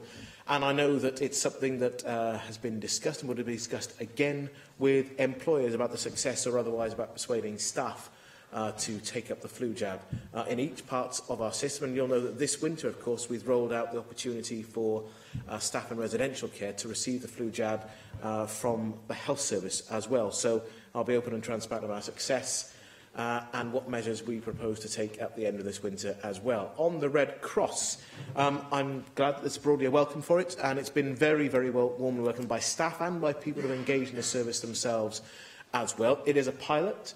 It's a pilot that is due to run at the end of March, and we will then evaluate it to understand the impact that it has had, and I will then have to make a decision about whether to recommission that, whether it be a regular recommission, whether it be a seasonal recommission, if the evidence supports it in winter, or whether it's a regular part and feature of our system. We'll need to understand from the Red Cross about their ability to supply that service, should the evaluation show that it's of the sort of value where we would want to sustain it.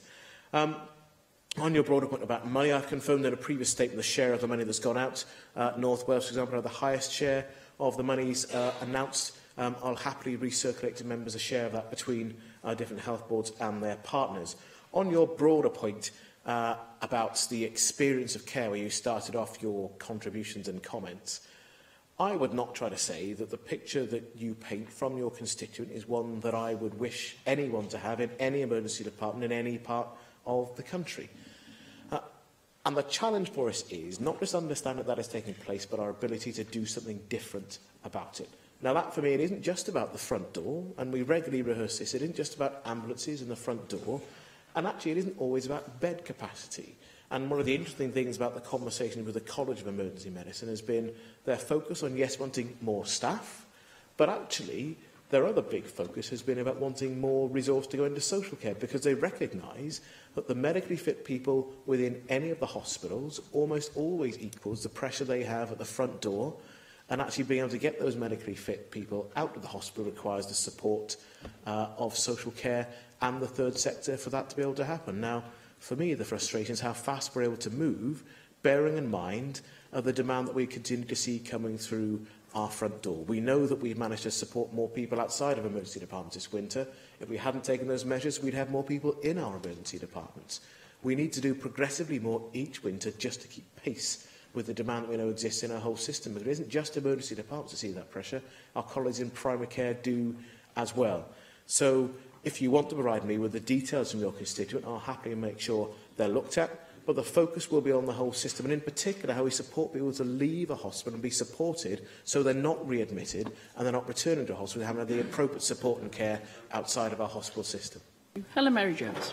Diolch Dr Llywydd, and I'd like to thank the Minister very much for his statement, and in doing so joining him in valuing the excellent work that our staff are doing, sometimes under very difficult circumstances. I'm sure that we all appreciate the efforts that they make, often under very difficult circumstances, as I've said. It is, as Darren Miller has said, positive to see some trends. I'd like to ask the Minister a little bit more detail about some of the headlines that he mentions.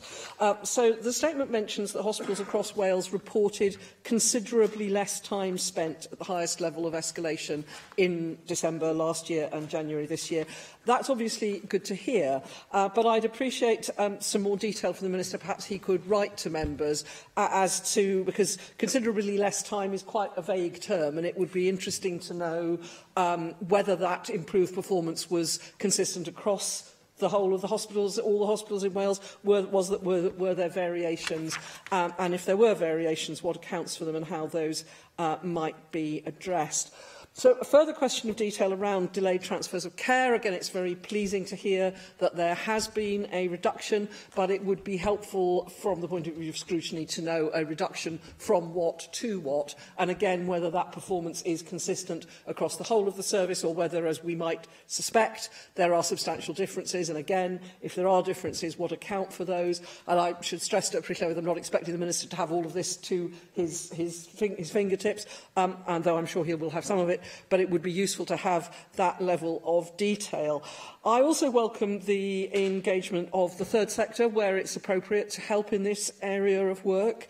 I would, though, put it to the Minister that it's very important that we ensure that these third sector services, once, as I appreciate the Minister said to Darren Miller, some of these are pilots and we need to see whether they're working and then whether the government wish to commission them on an ongoing basis. But it is very important that when we are engaging with the third sector, that it's done so on a sustainable basis and that the funding pattern is enough for the organisations to be able to sustain themselves as well as to provide the particular service. I have, for example, been in some discussions with a hospice at home service in my own region where the funding that they're being offered from the Health Board is on a standstill basis, despite the fact that nursing salaries are rightly being increased. So I think it would be helpful for the Minister to take a look at how the service as a whole is engaging with the third sector, and is it doing so in a way that makes those services, which are much appreciated, as Darren Miller has said, truly sustainable. The Minister's statement makes references to the A&E situation, but it's fairly kind of a very broad level, though I appreciate we have discussed this already. But the reality is, isn't it, that we had almost 4,000 people, 3,887, waiting longer in major A&E centres last December, and that was more than previous years. The Minister rightly highlights that this is the figures are skewed by particularly poor performances in particular places. Darren Miller made reference to the north, and I'd be grateful if the Minister can say a bit more today about what he and his officials are doing to address that performance in those three centres where we know that there are really serious issues. Finally, Deputy Presiding Officer, it is fairly obvious to state that winter does come every year. And yet we do seem to hear that we are to be surprised by certain things like influenza and norovirus. And I wonder if the Minister can assure us, and I'll look forward to seeing the policy framework for unscheduled care, because I think it's very useful to have a national policy framework. But will the Minister ensure that in that framework we take into account the fact that these pressures do come every year? Some years they're worse than others, some years flu is worse, some years norovirus is worse, but we do need to understand that there will always be those additional pressures. So can the Minister assure us that that policy framework will take into account that variation in pressure, so that we're not looking for emergencies when in fact what we've got is just the weather, and this being Wales? Thank you. I mean, with your last point first, we recognise that this being Wales and the weather varies in terms of the pressures that it drives. Cold weather tends not to produce a big spike in admissions at the time. It's actually roughly a week or so later when the cold weather produces the impact in terms of the additional number of people going in. We know that the first week of January is almost always a point of really large pressure across primary care and a hospice. There are parts that we really can predict and others that we can't accurately. We know that as more of us live for longer, we can expect to be more pressure across the whole system, and in particular through winter. That's why one of the encouraging things with the difference this year is the number of over 85s falling in emergency admissions terms, and that's really positive. And it does show we need to do even more to support people in their own homes, and it's why there is such an understandable, not just direction of policy, but a range of people across primary care and social care who are saying that they actually need to not just talk about the way we want more to be done there, but how we actually resource those teams to deliver the care that we want to see delivered locally and sustained locally as well. On your broader point about the three centres with particular challenge, there is a mixture of support and challenge. The support that is provided, not just in monetary terms, but actually in advice from officials here, has to be complemented with challenge at board level, and that absolutely happens. It's part of the conversation I recently had with health board chairs and trust chairs and chief execs last week. We went through their emergency department performance, and in particular focusing on those areas where they recognise they have real and significant challenge. And there is the peer leadership and clinical leadership as well. There is a limit to what politicians demanding answers can actually do to help practice on the ground, and indeed the broader whole system, about how effective relationships are between health and social care and the third sector, because actually getting those relationships right is just as important as the clinical leadership in any emergency department. And so we have to, there is never one single answer to resolve all of these issues. But you raise the point about the third sector, and actually the sustainability of those services, of course, matters to us as well as the third sector. When we're commissioning a service from the third sector, we want to know that the organisation is robust and able to deliver its service. We have key indicators about the service, so we understand we're spending public money wisely. And the third sector don't take issue with that. They want some certainty about the future. And there's a limit to how much certainty we can provide. When you're living year to year on budgets in national government, it's hard to give people the longer-term funding cycles that they would want themselves. But actually, we had a very constructive conversation with the third sector in Wales on exactly this topic around health and social care. Just a few weeks ago, myself and the Deputy Minister met with the group convened by the WCVA to look at all those people engaged in delivering and working around the health and social care sector. And I think the encouraging point from the third sector to take is that when you look at the way that Healthy Wales is not just written and what's in the language in it, but actually the WCVA, the Welsh Local Government Association and the NHS Confederation here in Wales, the three key partners who co-produced that strategy. So they're absolutely at the start of the conversation, not being tagged on at the end. And they're also part of our regional partnership boards across the country. There's always third sector representation there. So it's never a perfect point in time. There'll always be a need to challenge and discuss what we're doing, but they're absolutely part of the conversation and part of the future as well.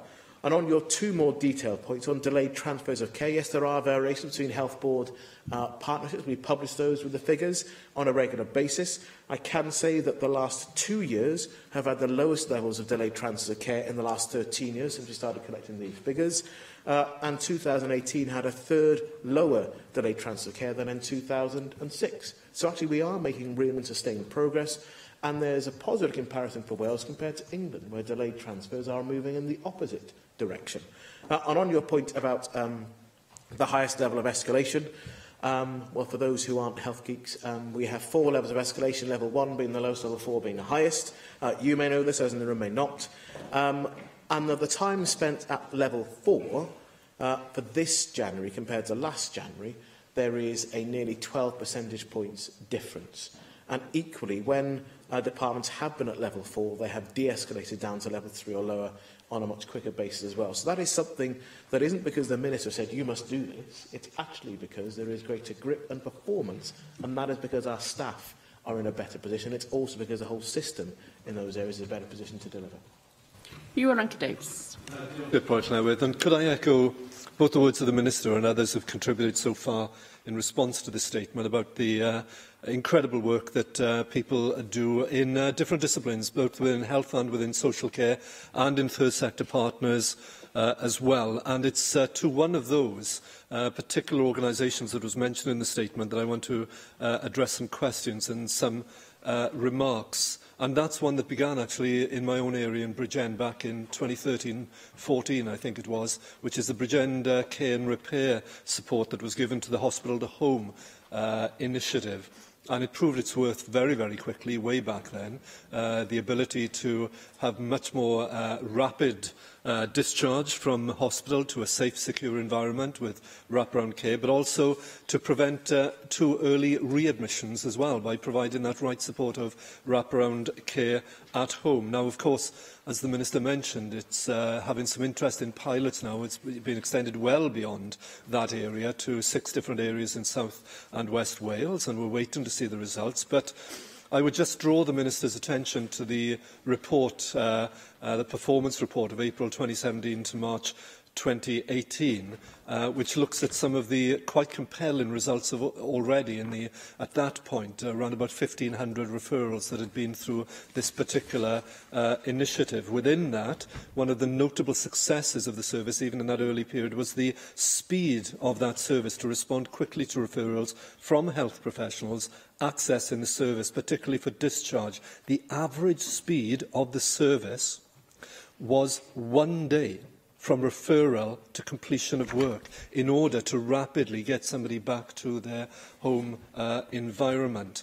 But in addition to that, of course, it's the other services that come with it, including not only the full home assessment visits and the falls risk assessments that using the FRAT tools, the Healthy Homes Check, but a full welfare benefits check as well, Over 230 patients had their weekly income increased during that, a total increase for the whole cohort of £657,000 in that 1 year's annual report. So the impacts are massive, and when you hear the health professionals' testimonials about what this is doing, from occupational therapists, from physios and others, the impact on people's lives, as well as preventing early readmissions, as well as early discharge, is significant. So could I ask the Minister, in this quiet revolution that we're trying to do within health and social care and all the partners within it, which needs, I would say, to be a continual revolution, constantly seeking improvement, how do we move from pilot funding? This was originally ICF, now it's got some transformation funding and so on in there. If it proves itself, does he agree with me that what we then need to do is make this normal, make this part of core business? If this sort of approach we see here in front of us works and saves money by being more preventative, then surely that should be part of the core business of our health and social care and well-being services. And secondly, perhaps I could ask him, and I'm sure he'd be up for this, at an appropriate moment, would he accept an invitation to come and see the work that is being done by Bridgend Care and Repair in their hospital-to-home service? Because I think he, like I, would be simply blown away, not only by the results, but by the professionalism and the commitment of these people. They've been doing it for a long time. They know their stuff. So please come and see it. They'd be delighted to see you and to see firsthand the results that they're delivering on the ground and the quality of life improvements they're making for their clients.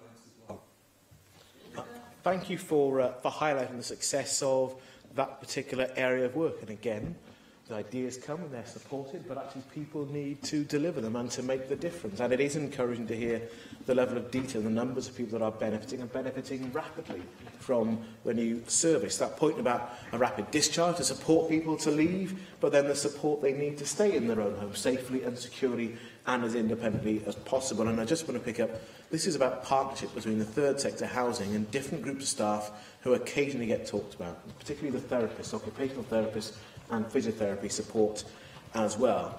And it is absolutely my ambition to understand which models of care and support have the greatest prospect of making the greatest difference and the ability to be scaled on a much wider level. I've been really clear that I don't want to keep on funding micro-projects that are not transferable to other parts of the country. I'm interested in a broader, not just debate, but a broader change in practice, to take on best practice so it becomes standard practice. Not something you point to that stands apart from everything else, but actually that is the way to deliver business on a standard basis to make the sort of transformation that we all wish to. In principle, I'd be very happy to take up his offer. If you're right, I'm sure we can sort out a convenient time and date in the diary. Neil Hamilton. Thank you, Deputy Presiding Officer.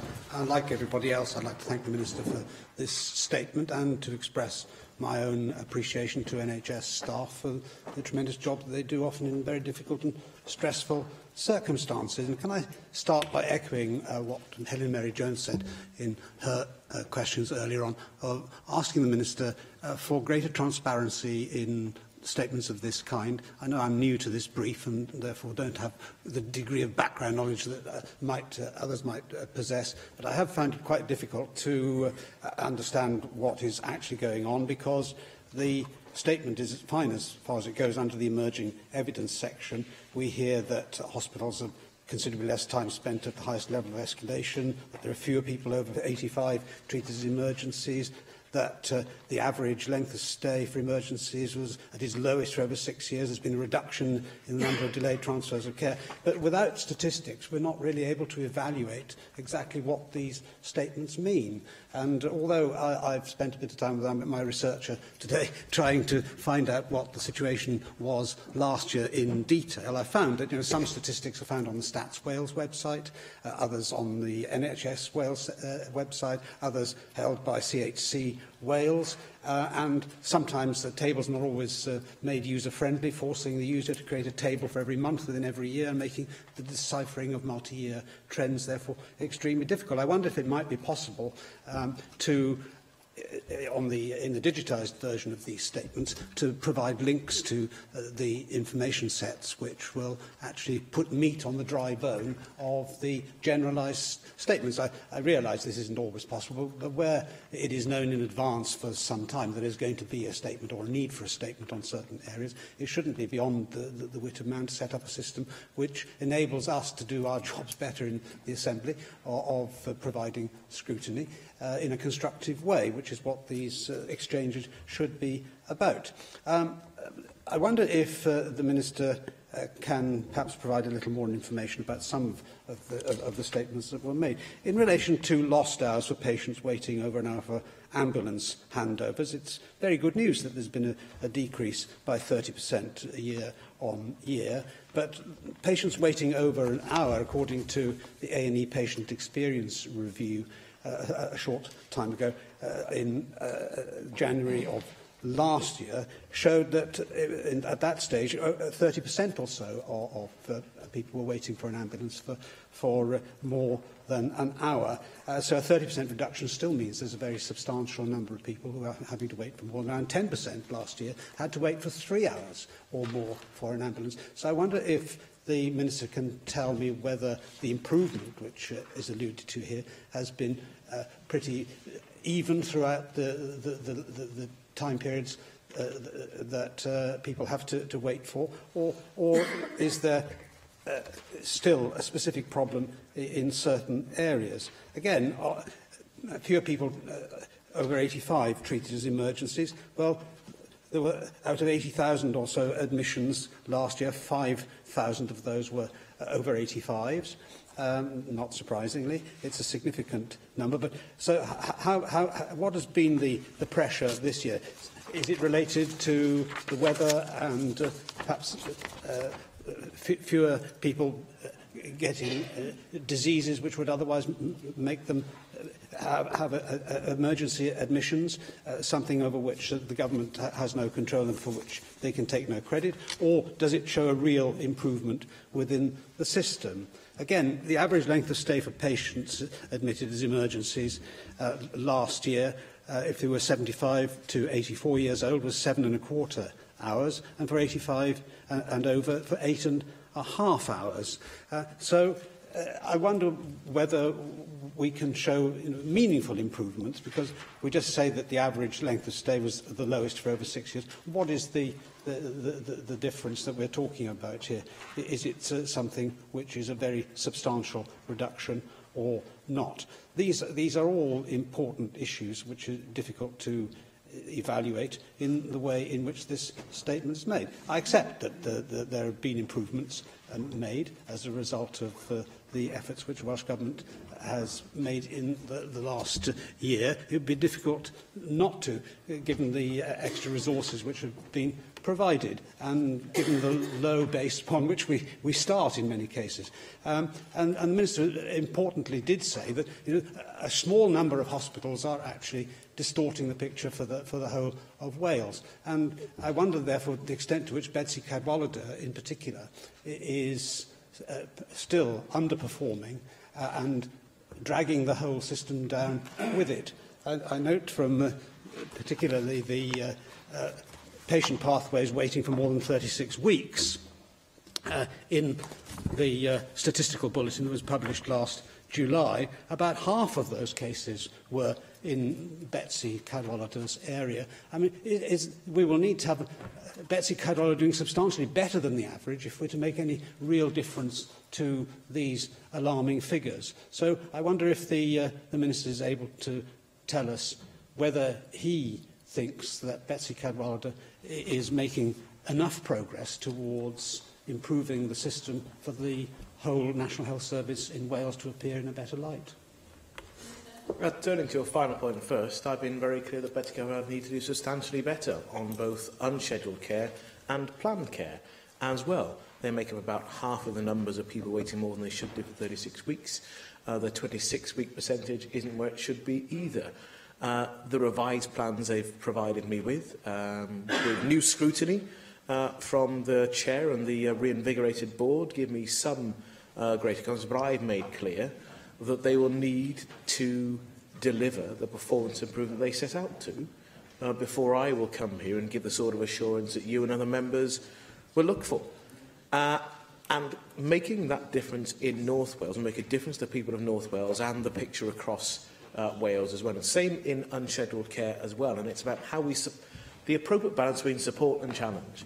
Because as I think I said previously, the easiest thing for me to do is to say it is somebody else's fault and I expect them to do better. Well, actually, those staff need to be supported as well. And that's why the peer leadership and the clinical leadership really matters. That's why the whole system support and engagement matters as well. I want to see people stay within the system. And actually, I have some more cause for optimism about the next few months, and where we'll get to after that. But I'm looking for that to be made real. And I fully expect to have questions to answer about that, not just through the winter, but through the rest of the year, whilst performance figures remain as they are. On your broader points about the level of detail, well, we always make a choice of what's in statements. If I provided the particular statistical figures through the statement or even linked to it, then I'd have been spewing out a range of figures and not giving a narrative. There is a balance, and in answer to questions to Helen Merrill gave some more figures. I'm happy to tell you that in terms of the length of stay for emergency admissions, there's been a 3% reduction this winter compared to last winter. On emergency admissions for over 85s, there's been a 7% reduction. So real and material reduction in percentage terms. The challenge is to sustain that, not just through winter, but through the rest of our year, and to do what I said in response to Helen Mary about making sure that we actually deliver on having the adequate resource within primary care and social care to deliver more care closer and keep people out of hospital when they don't need to be there. And there's more to do in the way we engage professions in doing that. And actually the pharmacy pilot is a really important part of this year, not just in the community provision and actually asking people to go pharmacy first, but having pharmacists within the emergency department. Because as we regularly rehearse, and David Melding regularly does when we talk about community pharmacy and others, a significant number of hospital admissions are about medication errors. Pharmacy support, the better for the whole system. And on your point about ambulance waits, well, start with the recognition that too many people still wait too long. Not just an hour, but there are some waits that are still just too long in any event on an individual level. But the 30% improvement is real, and it includes Betsy Cadwallader as well. They have made real improvements in reducing the number of, if you like, lost ambulance hours too. That's part of the challenge about our system, is that we're doing better on the ambulance end in a sustained way. That isn't transferring through the whole system, though. As there is still more to do, but again, we should not lose sight of the fact this is the 40th consecutive month the Welsh Ambulance Service has met its target for red calls, despite there being a larger number than ever of the life-threatening red calls as well, and that is a significant tribute to the Ambulance Service Trust. And on your final point about the level of demand that comes in and what that might be, well, actually, this isn't simply about numbers. The portion of numbers changes. We categorise patients who come into emergency departments as either minor, in terms of minor injuries, minor ailments, or major, where they're really significantly ill. And actually, it's the case that in winter we tend to see more people in the major category. They tend to be older. Actually, this winter, the percentage of our major patients, or the people who are most ill, has shifted again. So we're actually seeing even more people who are actually very, very unwell and need to be in a hospital for treatment. And actually, more and more of those are getting there themselves. They're actually either walk-ups or people who are being driven there by friends and relatives, as well as the record numbers that are being transferred by the ambulance service. There is more to do about how we're able to cope with that changing picture in demand. That's the context for us to deliver, but I recognise members will expect me to be accountable for the whole system, and for the whole system to be able to recognise and address the pressures that exist within our population. Thank you. Item 4 on the agenda is the developments of national significance, specified criteria fees and fees for deemed applications, Wales Amendment Regulations of 2019. And I call on the Minister for Housing and Local Government to move the motion, Julie James. Thank you, Deputy Presiding Officer. I'm pleased to present these regulations to the Assembly for approval. On the 1st of April, further energy consenting powers under the Wales Act 2017 will be commenced. These regulations are the first in a suite of statutory instruments which set out how I will implement these new powers. The Wales Act raises the upper devolved limit for the consenting of generating stations from 50 megawatts onshore only to 350 megawatts on and offshore. It also devolves the consenting for associated overhead electric lines up to and including 132 kilovolts to the Welsh Ministers. These regulations expand the scope of the Development of National Significance, or DNS, process to capture these newly devolved powers. The DNS process already captures onshore generating stations of between 10 megawatts and 50 megawatts. Were these regulations not in place, planning applications for these newly devolved nationally significant projects would be made to local planning authorities for determination rather than Welsh ministers. This would result in a situation where smaller planning applications for generating stations of between 10 megawatts and 50 megawatts would be consented by the Welsh ministers, and larger, more significant generation stations consented at the local level. These regulations prevent this situation from arising. Furthermore, without intervention, overhead electrical lines may require consent from 2 or more local planning authorities. Each link to the grid, regardless of scale, is important national infrastructure. Hence, it is my intention for these decisions to be made by the Welsh ministers to simplify decision-making for developers and communities. In a related reform, these regulations also remove the majority of energy storage technologies from the DNS process for decision at the local level. It is a key aim to decarbonise the energy industry in Wales and to develop low-carbon technologies, which are often small in scale and have minimal environmental impacts. No storage projects have yet been consented through the DNS process. Evidence suggests the cost and time taken for decisions is seen as prohibitive to making an application. This change removes those barriers while promoting our government's decarbonisation agenda. And finally, the regulations also make a number of consequential amendments relating to fees for these new applications and deemed applications. Subject to the approval of these regulations, I also plan to lay further statutory instruments which make consequential changes to the DNS process to accommodate these new powers. The changes in these regulations were widely supported in a consultation published by the Minister for Environment, Energy and Rural Affairs last year. Thank you. There are no speakers to the debate, so therefore, unless you've got anything else you want to add, we'll move to the vote. So the proposal is to agree the motion. Does any member object? Object. Therefore, we will defer voting under this item until voting time. Marvellous. An item next. The next item is the debate on the police settlement for 2019 to 2020. And I call on the Minister for Housing and Local Government to move the motion. Julie James. I am today presenting to the Assembly for its approval details of the Welsh Government's contribution to the core revenue funding for the 4 Police and Crime Commissioners, or PCCs, in Wales for 2019-20. But before I do so, Deputy Presiding Officer, I'd like to pay tribute to all those who serve in our police forces for the work that is done by police forces across Wales, keeping our communities safe, maintaining the highest standards of duty, dedication and, at times, bravery in maintaining the community safety matters that are within the settlement for this place. Members will be aware that the core funding for the police in Wales is delivered through a 3-way arrangement involving the Home Office, the Welsh Government and Council Tax. As policing policy and operational matters are non-devolved, the overall funding picture is determined and driven by the Home Office. The established approach to setting and distributing the Welsh Government components has therefore been based on a principle of ensuring consistency and fairness across England and Wales. As outlined in the final police settlement announcement on the 24th of January, the total unhypothecated revenue support for the police service in Wales for 2019-20 amounts to £357 million. The Welsh Government's contribution to this amount through revenue support grant and redistributed non-domestic rates is £143.4 million, and it is this funding you are being asked to approve today. As in previous years, the Home Office has decided to overlay its needs-based formula with a floor mechanism.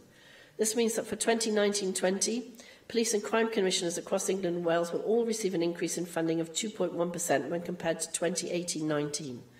The Home Office will provide top-up grants totalling £4.1 million to ensure that both Dyfed-Powys and North Wales Police meet the floor level. As you will be aware, for 2019-20, PCCs will have the additional pressure of funding the increased costs of pensions. We have repeatedly called on the UK Government to fully fund the increased costs associated with changes to pensions, which are estimated to cost PCCs in England and Wales around £330 million. The Home Office has allocated an additional grant of £143 million specifically to help with these increased pension costs, and £7.3 million of this has been allocated to PCCs in Wales. This was above what was expected at the time of the UK budget in 2016. PCCs also have the ability to raise additional funding through their council tax precept.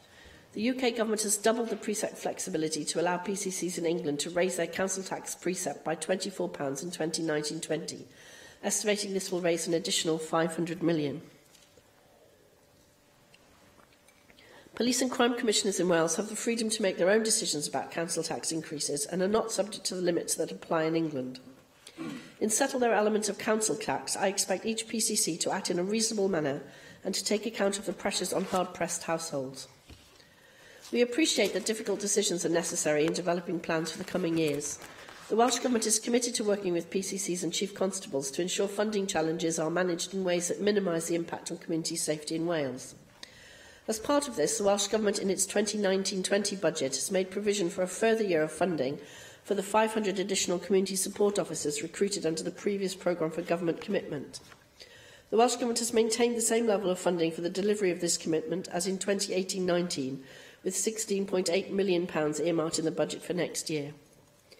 The full complement of officers has been deployed since October 2013, and they are making a positive contribution to public safety across Wales. One of the main drivers behind this project was to add visible police presence on our streets at a time when the UK Government is cutting back on police funding. The research suggests Wales has not seen the same decline in officer numbers that has been seen in England, and our additional officers are successfully dealing with low-level crime and antisocial behaviour. Llywydd, the motion is to agree the local government finance report from police and crime commissioners, which has been laid before the Assembly. If approved, this will allow the commissioners to confirm their budgets for the next financial year, and I therefore ask Assembly members to support this motion today. Thank you. Mark Ishwood. All police forces in Wales will receive a real terms increase in 2019-20 of 4.9% in Gwent, 5% in South Wales, 5.3% North Wales and 6.1% in Dyfed-Powys. The UK Home Office, as we heard, is continuing to overlay its needs-based formula with a floor mechanism, and all police forces in Wales and England can expect to receive the same 2.1% increase in revenue support, again, as we heard, with £357.3 million total government revenue support for Welsh police forces in 2019-20, combining £213.9 million Home Office funding with the £143.4 million Welsh Government funding referred to by the Minister. Of course, the third element, the council tax police precept, is increasing by 6.99% in Gwent, or 32 pence per week for the average household, which will help fund 40 new officers, by 7% in North Wales, or 38 pence per week for the average household, which will enable recruitment of 34 additional officers and 6 staff, by 10.3% in South Wales, with promised investment in frontline policing, and by 10.7% in Dyfed-Powys. The increases in South Wales and Dyfed-Powys mean a 46 pence per week rise for the average household. With the South Wales Police Federation stating in 2016 that the council tax preset gap with the other Welsh forces have now been closed, we must ask why their increase this year is noticeably higher than Gwent and North Wales. When Dyfed-Powys previously imposed the highest increases in Wales, it blamed the preceding funding freeze there, although the outgoing Welsh Conservative Police and Crime Commissioner had stated that he had delivered more officers on our rural beats for more time for less money. The UK Government has, since 2015, raised its contribution to overall police funding in line with inflation, including specific areas such as cybercrime, counter-terrorism and tackling child sexual exploitation. Prior to then, it also had to contend with £545 million worth of cuts to the police inherited from Labour's final budget in 2010 to be made by 2014. The Crime Survey for England and Wales provides the best overview of long-term changes, with the latest estimates showing no significant change in theft offences and computer misuse crime down 33%. For crime types thought to be well reported and accurately recorded, police-recorded crime data can help identify short-term changes, and the latest figures show a mixed picture. For example, an increase in robbery offences alongside a decrease in the number of offences involving firearms. Figures published last week showed that although homicides in England and Wales increased 3% in the year ending March 2018, trends in homicide are affected by the recording of exceptional incidents with multiple victims, such as the terrorist attacks in London and Manchester, and the figure is still below the peak in March 2008. The Crime Survey for England and Wales assessment found that the level of lower harm violent offences, for example, violence without injury and assault with minor injury, is stable. The latest ONS release on crime in England and Wales for the year ending September 2018 states that over recent decades we've seen continued falls in overall levels of crime, but in the last year there's been no change. As this states, the crime survey is the most reliable indicator for long-term trends, and police-recorded crime statistics do not always provide a reliable measure of levels and trends. There's been no change in commonly occurring types of violent crime. Although assault admissions increased, they were still 33% lower than in 2008.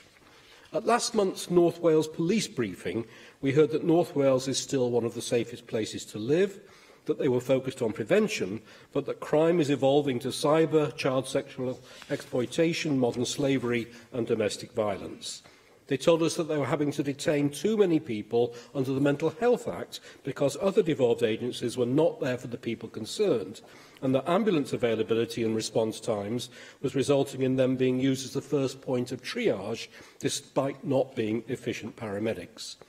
There's also continuing concern about the Welsh Government's handling of the apprenticeship levy, with Welsh police forces denied access to the £2 million they contribute annually for training. Despite receiving more Treasury net funding than previously for this, an extra £600,000 Home Office funding for police training in 2018-19 and £400,000 promised for police training, the Welsh Government still has missing cash from previous year's contributions, which should be addressing this gap. Thank you. Leanne Wood. The motion before the Senedd this afternoon seeking approval to the Government's financial police settlement to 2019-20 reminds us yet again, in a very practical sense, the inadequacies of the current constitutional framework in terms of policing and justice.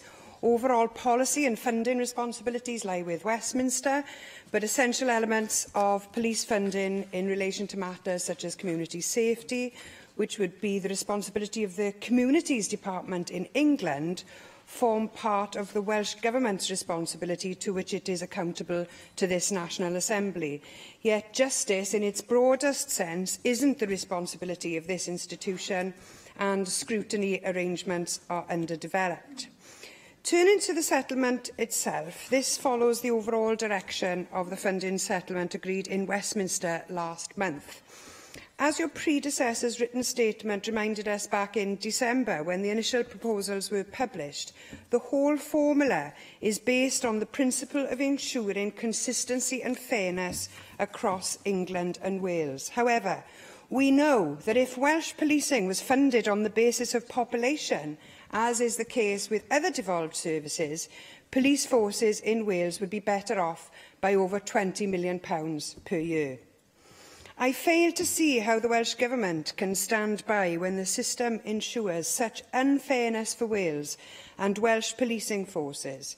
So I'd be grateful if you could tell us how this is consistent with the Welsh Government's position in favour of the devolution of policing and justice. Surely the current arrangements are the opposite of fair and consistent. Given the complexity surrounding where policy and funding responsibility rests, and often the false distinction in the separation of power and responsibility between Wales and Westminster, I'd be grateful as well if you could provide clarity on some detailed matters in your reply. In particular, funding for community support officers is half funded by the Welsh Government. Are you able, Minister, to provide assurances that this will continue, and if so, for how long, as these officers are the bedrock of our community policing system? School beat officers are also funded by the Welsh Government, and they provide school liaison, and they are very important for restorative justice.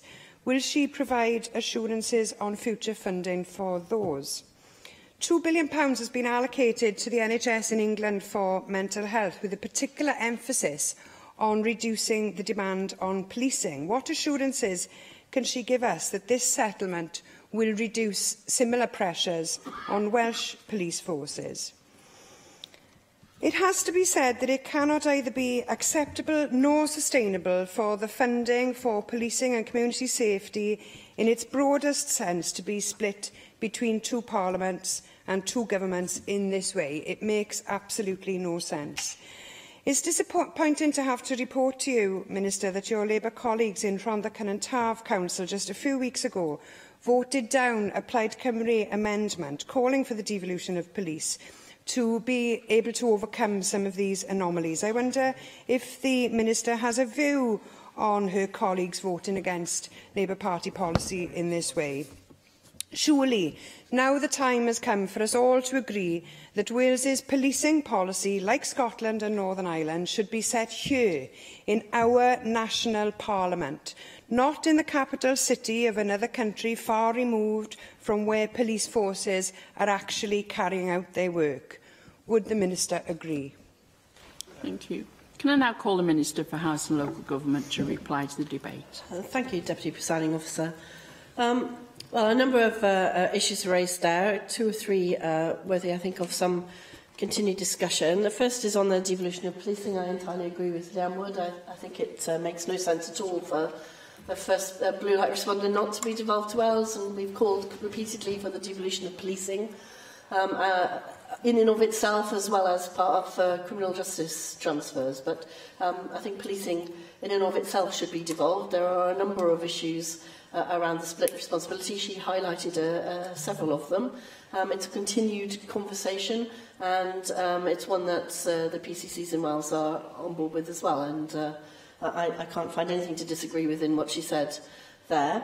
We have continued to protect the funding for community safety because of the way the devolution settlement is at the moment. I said that we were continuing to fund the community support officers in this next budget. We are looking for a comprehensive spending review at the end of this year, but our intention is to continue to support the community support officers, although I'm not in a position to absolutely categorically say we will until we see what the comprehensive spending review, if it ever happens, actually brings alongside it.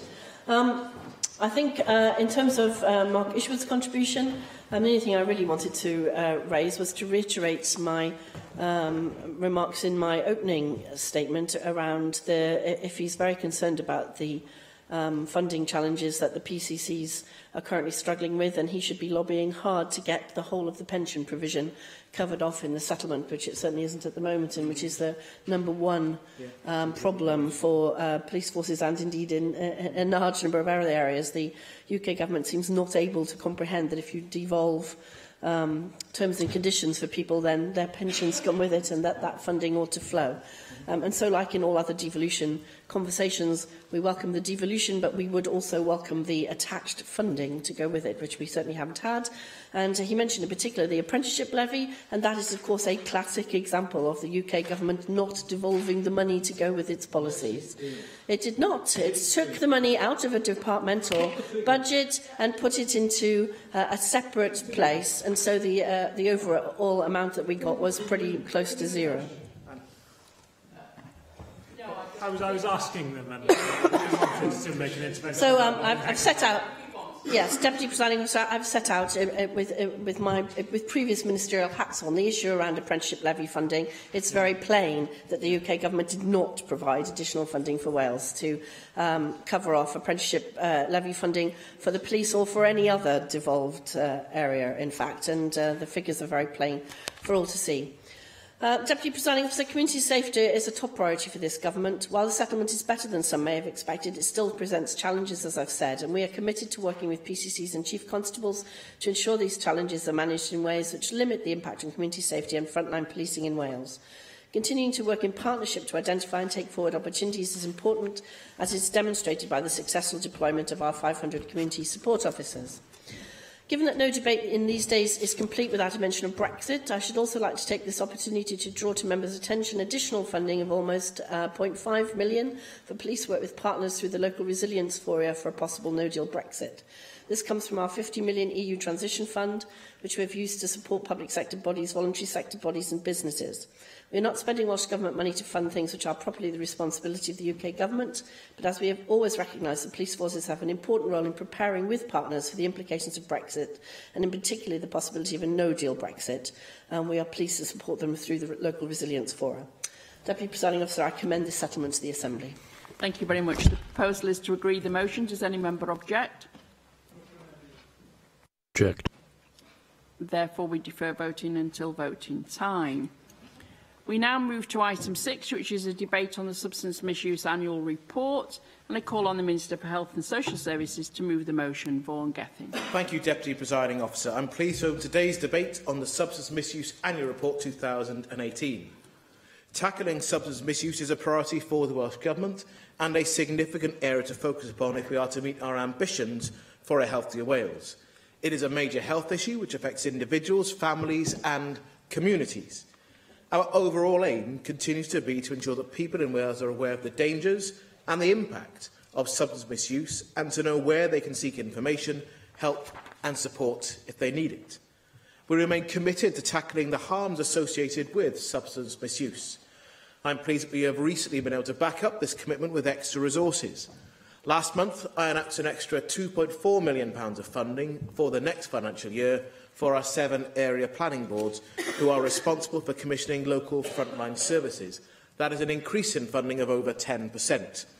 This additional funding, at a time of continuing austerity, means we are now able to support the area planning boards with extra money to meet future challenges. This additional investment takes our annual funding for substance misuse to over £50 million. In Wales, our approach to dealing with substance misuse will continue to be rooted in health-focused harm reduction. The recently published evaluation of our 10-year strategy, together with the Independent Health Inspectorate Review of Services, both recognise that overall progress has been made, and this has been achieved against the challenging backdrop of the ever-changing nature of substance misuse. That said, we recognise there will always be more to do. We're supporting some of the most vulnerable people in our society, and we will continue to face challenge as we reach the associated with substance misuse over the next few years. We're currently engaging with area planning boards and other frontline partners and service users themselves to co-produce priorities for the next plan. I've already indicated 2 area planning boards are priority areas to be considered for investment in the coming financial year. These include supporting work on co-occurring substance misuse and mental health conditions and work on supporting children and families. In particular, I want them to work with those on the edge of care. There will also be a need for continued focus on work to reduce drug-related deaths, looking at support for those who may be homeless or have housing issues. We have seen real progress on waiting times against our targets. In 2017-18, 90.9% of people starting treatment were seen within 20 days, compared to 86.7% in the year previous.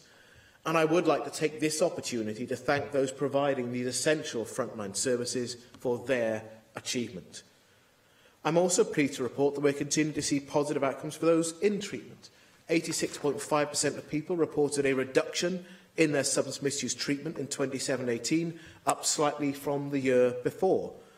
Whilst these improvements are welcome, there is clearly more work to do across the agenda. For example, the data shows the rise in alcohol-related specific deaths from 388 in 2016 to 419 in 2017. And that emphasises how important it is that tackling alcohol misuse remains a priority for the Welsh Government, as both alcohol and drugs remain major causes of death and ill health. The Public Health Minimum Price for Wales Act 2018 is a crucial part of responding to what is a major public health issue. This legislation will focus on reducing alcohol consumption amongst hazardous and harmful drinkers. It will also help to reduce the negative impact of alcohol misuse on our hard-pressed public services. Minimum unit pricing will form part of and complement our wider substance misuse work. We're already working to tackle the excessive consumption of alcohol through better education, prevention and treatment services to support the most harmful drinkers. We will also continue to support families of those who misuse alcohol. Turning to drug-related deaths, the small overall decrease in 2017 is welcome, but 185 drug misuse deaths is still far too many people dying needlessly within our communities.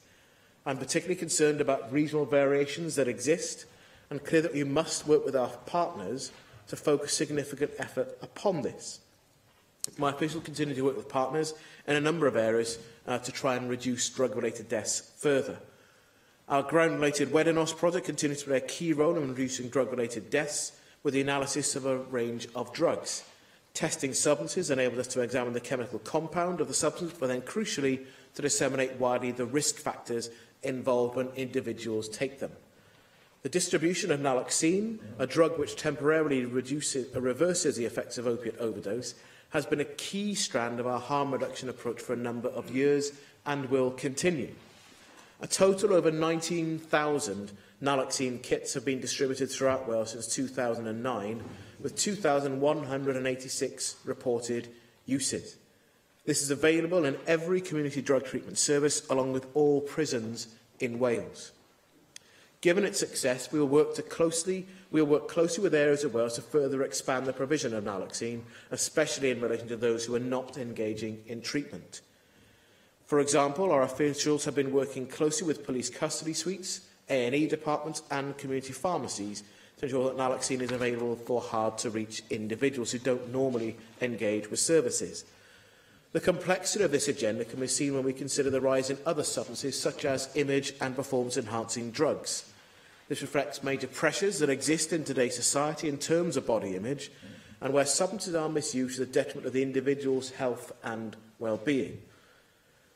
Information and education are key elements of our strategy, and we continue to support DAN 24/7, a free and bilingual substance misuse helpline, providing a single point of contact for anyone in Wales who wants further information or help relating to their drug or alcohol issues.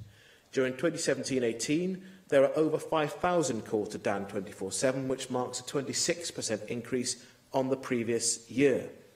Traffic to the website has also increased by 92% during the same time frame, with the DAN 24/7 interactive website receiving over 145,000 hits.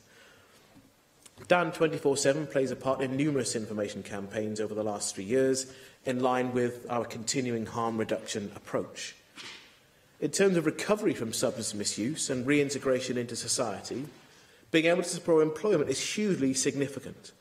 But we know that people often face numerous barriers to work, including a lack of education and skills, physical and mental health problems, and low self-confidence. Our European Social Fund-supported out-of-work peer mentoring service is a unique approach in Wales to tackling these key employment barriers through a single service.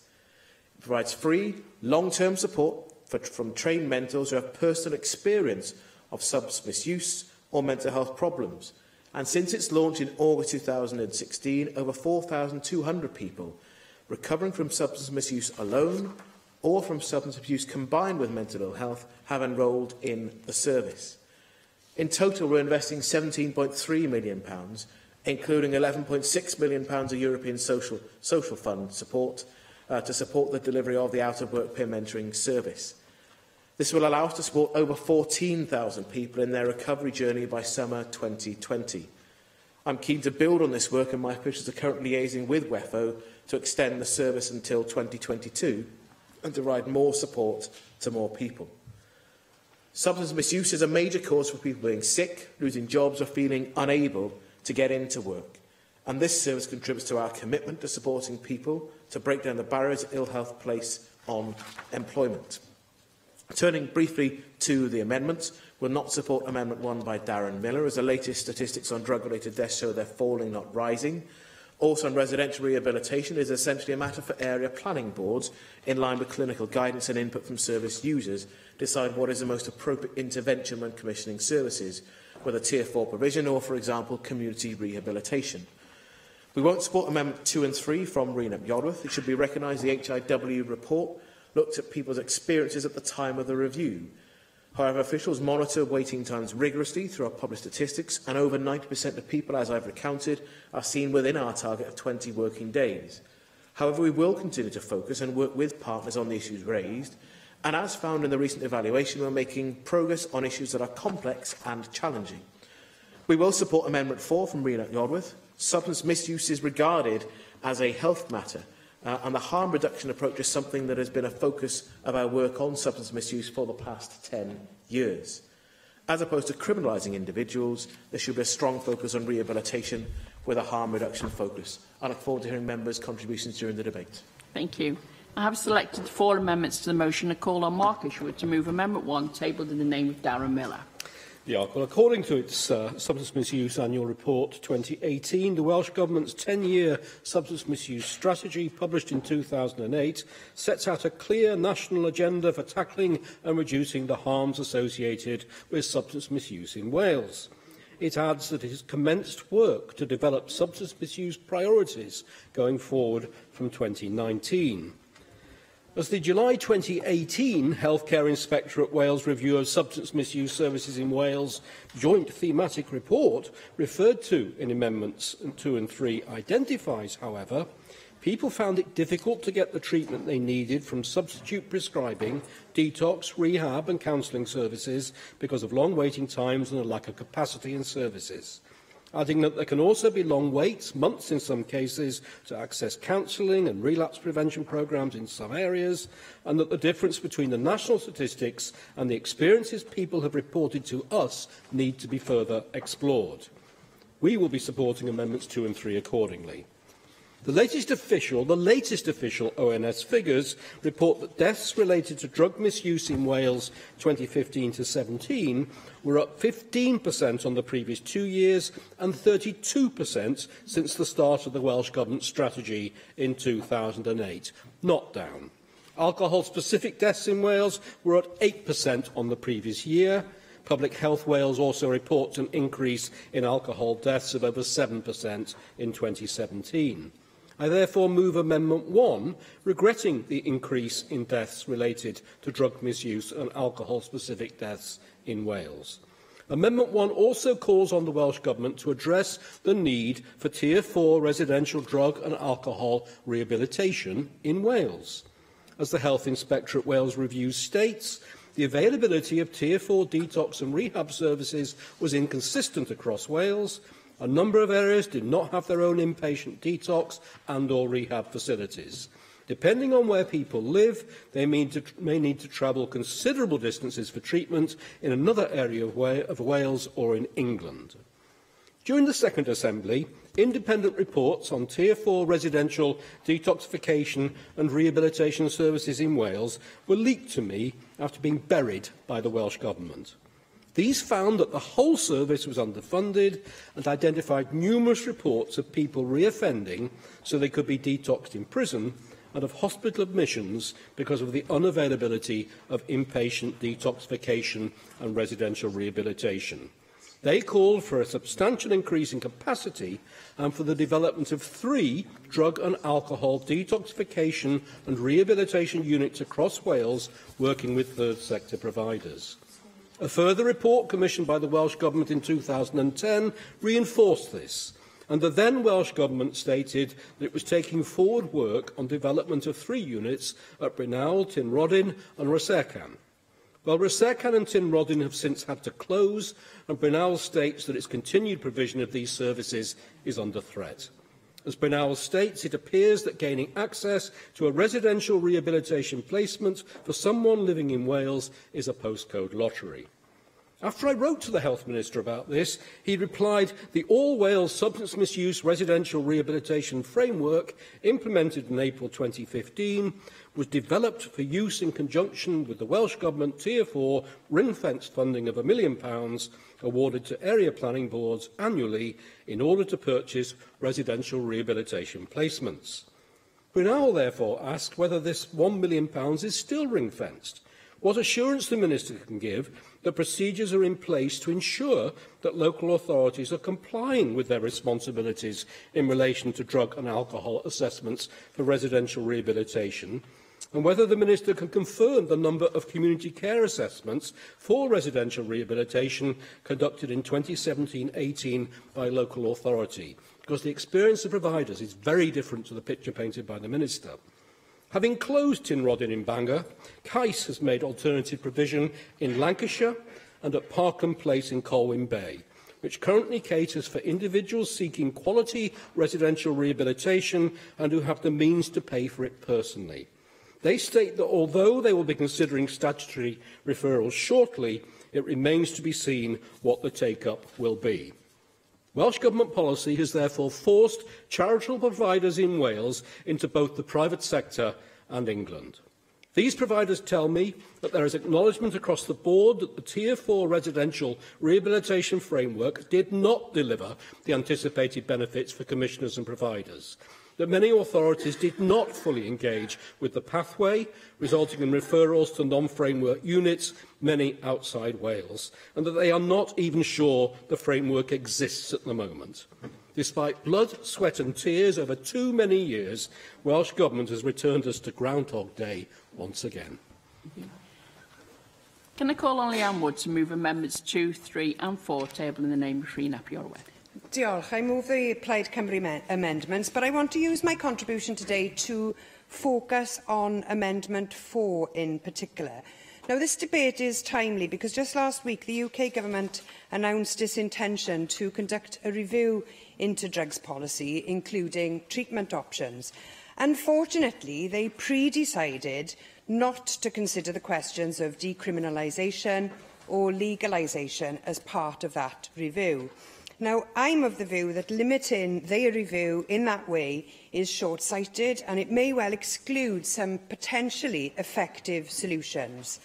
Let's take a look at the picture in Portugal, where they've done the unthinkable. Portugal is seen as the trendsetter for switching from the war on drugs to a harm reduction model, which started in 2001, and as a result we now have enough data to evaluate. It's not complete decriminalisation. It's no longer a criminal offence to possess drugs for personal use. It's still an administrative violation, punishable by penalties such as fines or community service. The specific penalty is decided by the Commissions for the Dissuasion of Drug Addiction, which are regional panels made up of legal, health and social work professionals. The vast majority of those referred to the Commissions by the police have their cases suspended, effectively meaning that they receive no penalty. The Commission's aim is for people to enter treatment voluntarily. They don't attempt to force them to do so. That would be counterproductive. The main aims of the policy were to tackle the severely worsening health of Portugal's drug-using population, in particular the people who inject drugs. In the years leading up to the reform, the number of drug-related deaths had soared, and rates of HIV, AIDS, TB and hepatitis B and C among people who inject drugs were rapidly increasing. There was a growing consensus among law enforcement and health officials that the criminalisation and marginalisation of people who use drugs was contributing to the problem, and that a new, more humane legal framework could be better managed. As well as decriminalisation, Portugal allocated greater resources across the drugs field, expanding and improving prevention, treatment, harm reduction and social reintegration programmes. The introduction of these measures coincided with an expansion of the Portuguese welfare state, which included a guaranteed minimum income. Therefore, it's likely that decriminalisation alone was not the sole reason for success. It was more likely to be as a result of a combination of policies across all departments, focusing on harm reduction and public health. The Portuguese experiment has been a huge success. Levels of drug use are now below the European average. Drug use has declined among those aged 15 to 24. Lifetime drug use among the general population has increased slightly in line with trends in comparable countries. However, lifetime use is widely considered to be the least accurate measure of a country's current drug use situation. So why would we not do this? And why would we not at least make a start on what can be done today? There's a clear public health reason for providing a safer environment for people to use drugs, such as safer injecting zones. These sites allow drug users to inject illicit drugs under the supervision of medical professionals who could intervene in cases of overdose. Providers on site would also be tasked with directing users towards treatment, as well as ensuring clean needles and hygiene to prevent infection. This is something that we can do now, and it is something that will save lives. Now, I know the solutions that I've proposed here today will not be supported by everyone, but when we're seeing increasing problems faced by people who use illegal drugs unsafely, surely this is something we have to consider. I'll close my contribution this afternoon by sharing a memory, and it isn't a pleasant memory. During the mid-1990s, I worked for the probation service, and in 1 year, we lost more than a dozen young people to heroin in a small, local probation office. And I remember one particularly harrowing case where a young woman who had come out of prison had her toddler cling to her body for a whole weekend when she had died. It was absolutely awful. Now, that was before we had this Senedd. We have this institution now, and surely it's incumbent upon all of us to make sure that something like that doesn't happen again. We can, and so we should. Thank you. Jenny Rathbone. Thank you, Deputy Presiding Officer. I think this is a useful moment to have a look at what we're achieving and what we're not achieving. The threefold increase nearly in hospital admissions because of the use of illegal drugs is obviously a cause for concern. And we know that people living in the most deprived areas of Wales are 6 times more likely to be admitted for drug misuse than in the least deprived areas. I was puzzled by Amendment 1 because it links together drug misuse and alcohol-specific deaths in Wales, and there has actually been a reduction of deaths from drug misuse. It's only 4%, and obviously each death is a tragedy in itself, but nevertheless, it's important to understand trends. One of the concerning issues is the opioid misuse amongst the older population increasing, and that, if you like, mirrors the use of alcohol in excessive quantities by older people as well. And so there are some clear messages there about things that we're going to need to think about in terms of how we... Yes? The latest published ONS figures, which do show that the figures on the latest published figures go up. That's the Office of National Statistics figures.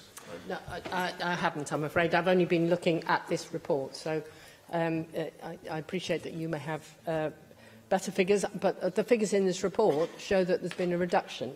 If you think that since then there has been a massive increase in the number of drug deaths, then that obviously is a matter that we need to take very seriously.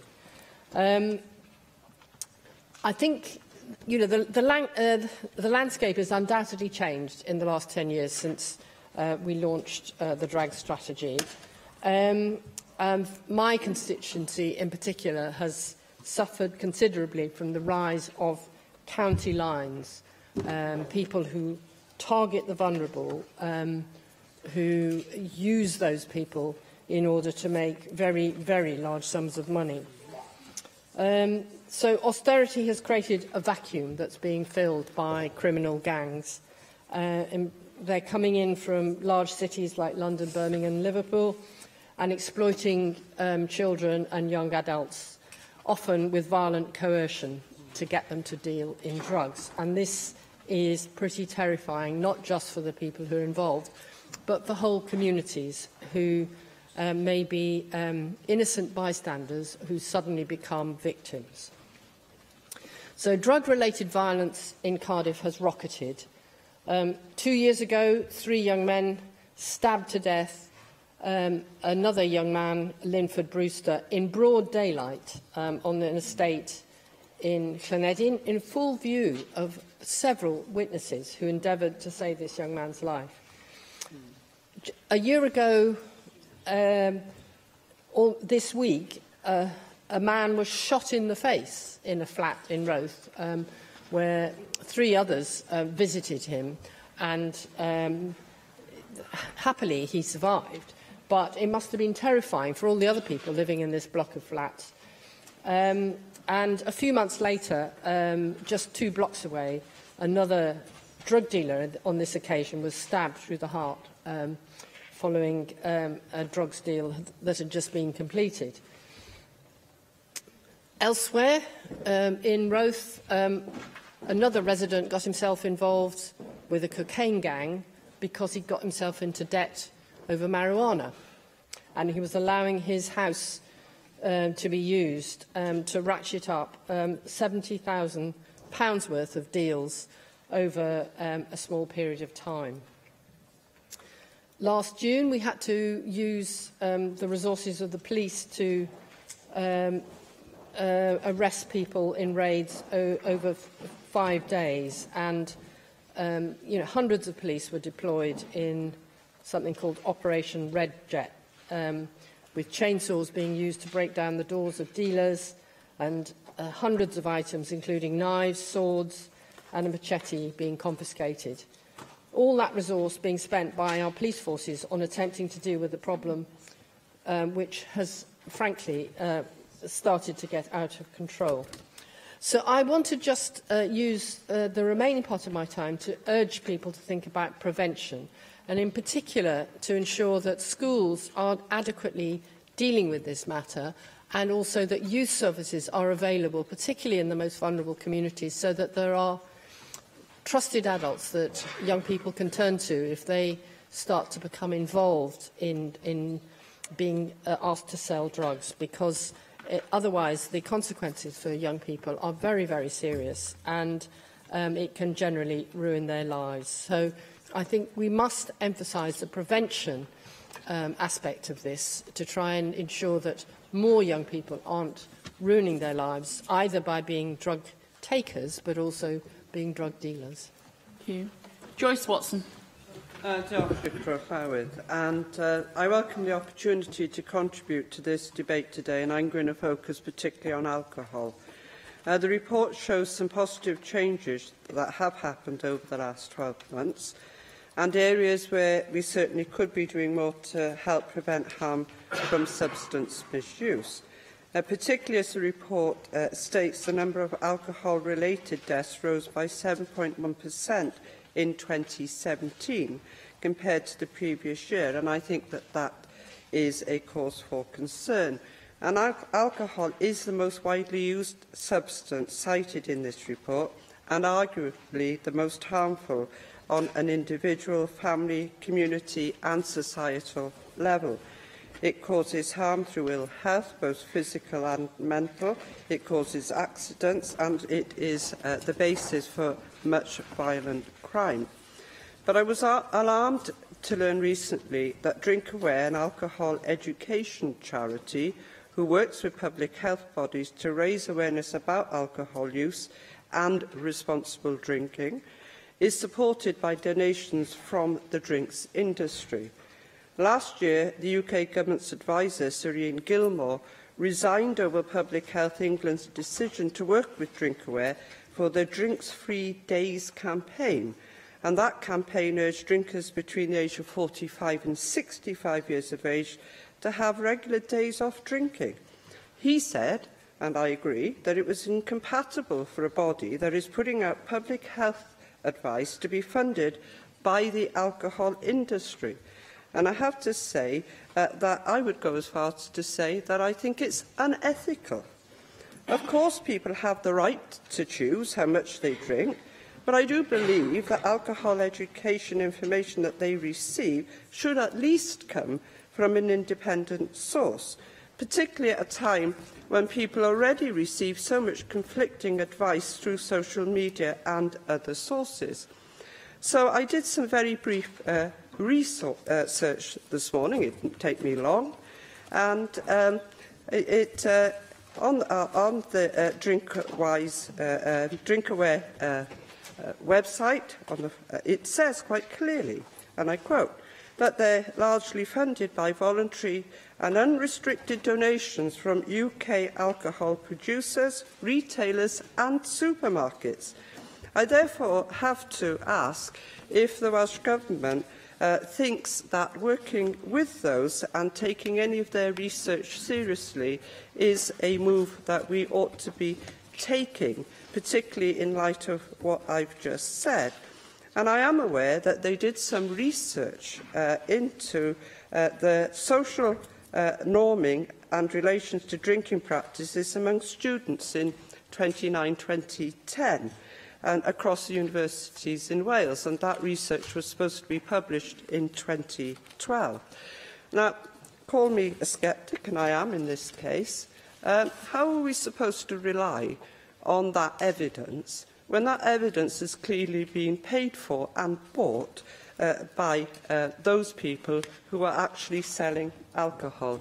I hope, Minister, that we don't rely on evidence that is supported and funded by people who are promoting their industry at the huge cost to society. Thank you. Caroline Jones. Diolch, Deputy Llywydd. I would like to thank the Minister for tabling this debate, and I acknowledge the progress that has been made. However, we have so much more to do. Substance abuse affects every section of our society. 34% of men and 28% of women drank more than recommended limits on at least one day during the last week. Adults living in households in the highest income bracket are twice as likely to drink heavily as adults in the lowest income bracket. Older people tend to drink more frequently than younger people. Young people are more likely to take drugs than older people. And 1 in 5 16 to 24-year-olds have taken illicit drugs during the last year, compared with just over 50 in the 55 to 59-year-old bracket. Middle-aged males are more likely to be addicted to prescription-only painkillers, and women are more likely to be addicted to over-the-counter medication. The number of people being referred for treatment for substance misuse has continued to rise, and the number of deaths related to drink and drugs are at a record high. Mental health teams are reporting a rise in the numbers of patients taking new psychoactive substances, and NPS use is endemic in the prison population, where up to 90% of prisoners have some form of mental health problem. It is therefore essential that we have the right policies in place in order to reduce the harms associated with substance misuse. We need to address the massive rise in cannabinoid abuse. We need to address the reasons why there has been a drop in the number of people assessed by specialist substance misuse providers. And we need to address the reasons why there are such long waits for counselling services across Wales. There is a correlation between substance misuse and mental health, yet we have increasing waiting times for mental health treatment. The waits for talking therapies have ensured that antidepressant prescription rates are the highest in Western Europe. GPs in Wales prescribe enough antidepressants to give every member of the population 19 days' supply. This needs to be addressed as part of the government's substance misuse strategy urgently. I will be supporting most of the amendments before us today. There is a vital need for Tier 4 residential drug and alcohol rehab in Wales, a need that is underestimated by the official statistics. I will be abstaining on Amendment 4, because having worked in the prison service, I can say that we never saw people imprisoned for drug use. They were imprisoned for dealing or for committing serious crimes to feed the habit. I agree with the sentiment behind the amendment, but decriminalising drugs sends out the wrong message. Whilst in prison, drug addicts receive first-class treatment, treatment that should be available outside the prison environment. Prisoners get admitted to a rehab unit, are subject to ongoing support and testing, and have one-to-one mental health support whenever needed. Perhaps if that sort of treatment option was available to the wider population, we would not see so many drug-related offences being committed. So I believe that better treatment rather than decriminalisation is the answer. Diolch yn fawr. Thank you. Can I now call the Minister for Health and Social Services to reply to the debate? Vaughan Gethin. Thank you, Deputy Presiding Officer. I'd like to thank members for what has been a largely constructive and considered debate on the Substance Misuse Annual Report for 2018. And there is agreement across the Chamber this is a challenging area with complex problems to address. Our commitment to substance misuse services is critical, and as I say, has been demonstrated by the additional funding, a 10% uplift in the budget, even in these the most difficult financial times we are faced with continuing austerity. And I do need to deal with the comments from the Conservative speaker in this debate. Yet again, we have Conservative politicians complaining about funding choices made as a direct consequence of austerity. Every minister in this government has had to face awful choices. Things that we would want to carry on funding with real value to the public, we have had to make choices between them because of the direct consequence of Conservative austerity, a policy that Mark Isherwood and his colleagues have campaigned for in 3 successive general elections. My message is clear, because we're not going to make progress on this. Take responsibility for Tory austerity. Take responsibility for what you have done, and don't lecture people about budgets, about choices that are made because of your choices. Now, Mark Isherwood may be fooling now. I think actually Leanne Wood's contribution, where I didn't agree with everything that she said, but there is a need for a considered and grown-up debate on the issue that she urges, a debate with the police, with the Home Office, with politicians, but above all with the public as well, about what we expect. Now, we don't have all the powers to do as Leanne urges, but we have had a look at the evidence in Europe and within the UK.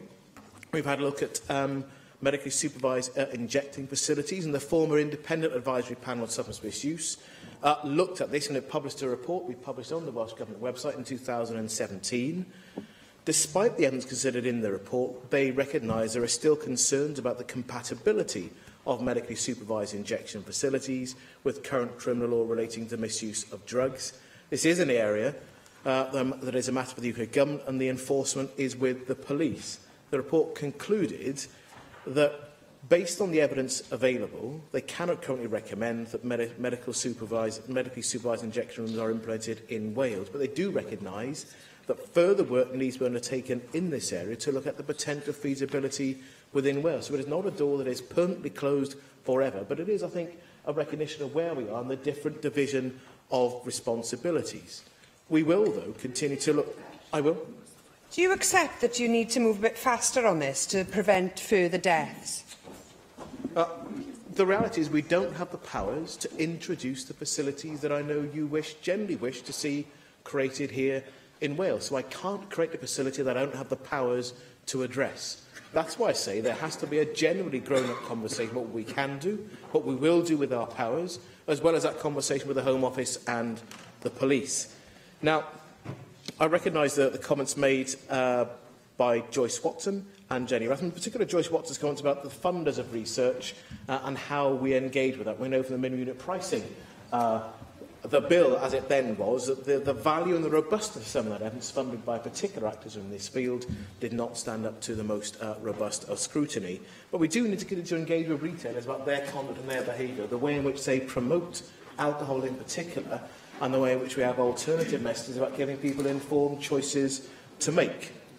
Now, in conclusion, I do trust that members will again join with me in thanking everyone who works on this agenda and the progress that we are still making.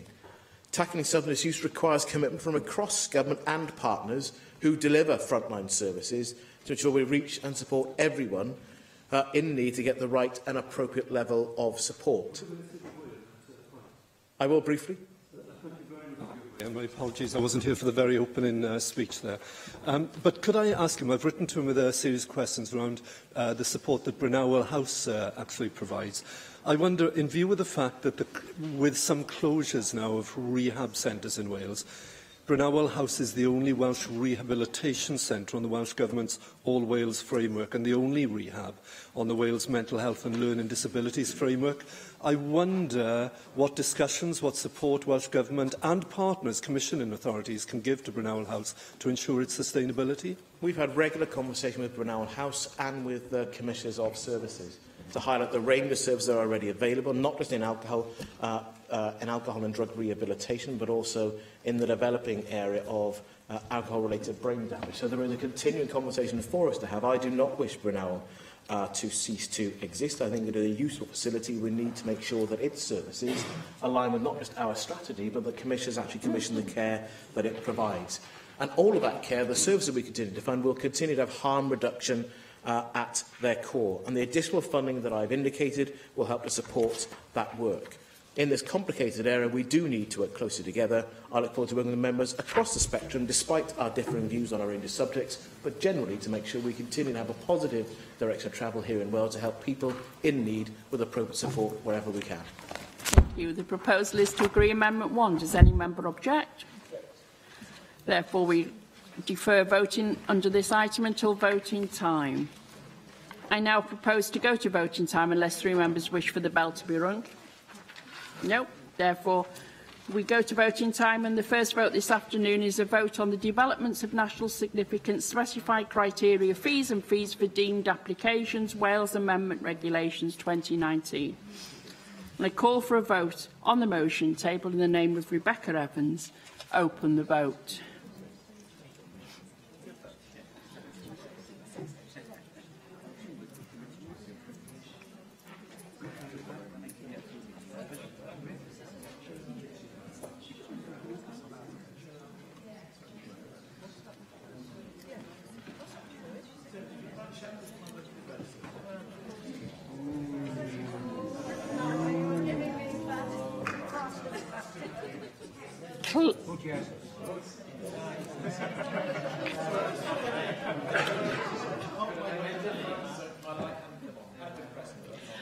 Yeah, okay. All right then. Close the vote. For the motion 35, 2 abstentions, 9 against. Therefore, the motion is agreed. We now move to vote on the debate on the police settlement. And I call for a vote on the motion tabled in the name of Rebecca Evans. Open the vote.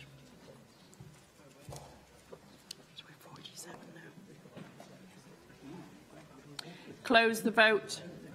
For the motion 38, 1 abstention, 8 against. Therefore, the motion is agreed. We now move to vote on the debate on the Substance Misuse Annual Report. I call for a vote on Amendment 1, tabled in the name of Darren Miller. Open the vote.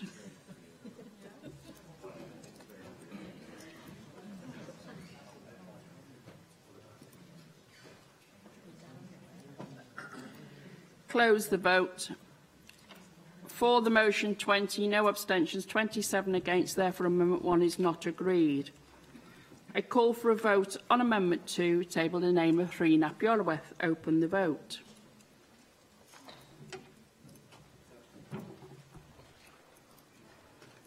Close the vote. For the motion 20, no abstentions, 27 against. Therefore, Amendment 2 is not agreed. Now call for a vote on Amendment 3, tabled in the name of Rhun ap Iorwerth. Open the vote. Close the vote. For the motion 20, no abstentions, 27 against. Therefore, Amendment 3 is not agreed. Call for a vote on Amendment 4, tabled in the name of Rhun ap Iorwerth. Open the vote.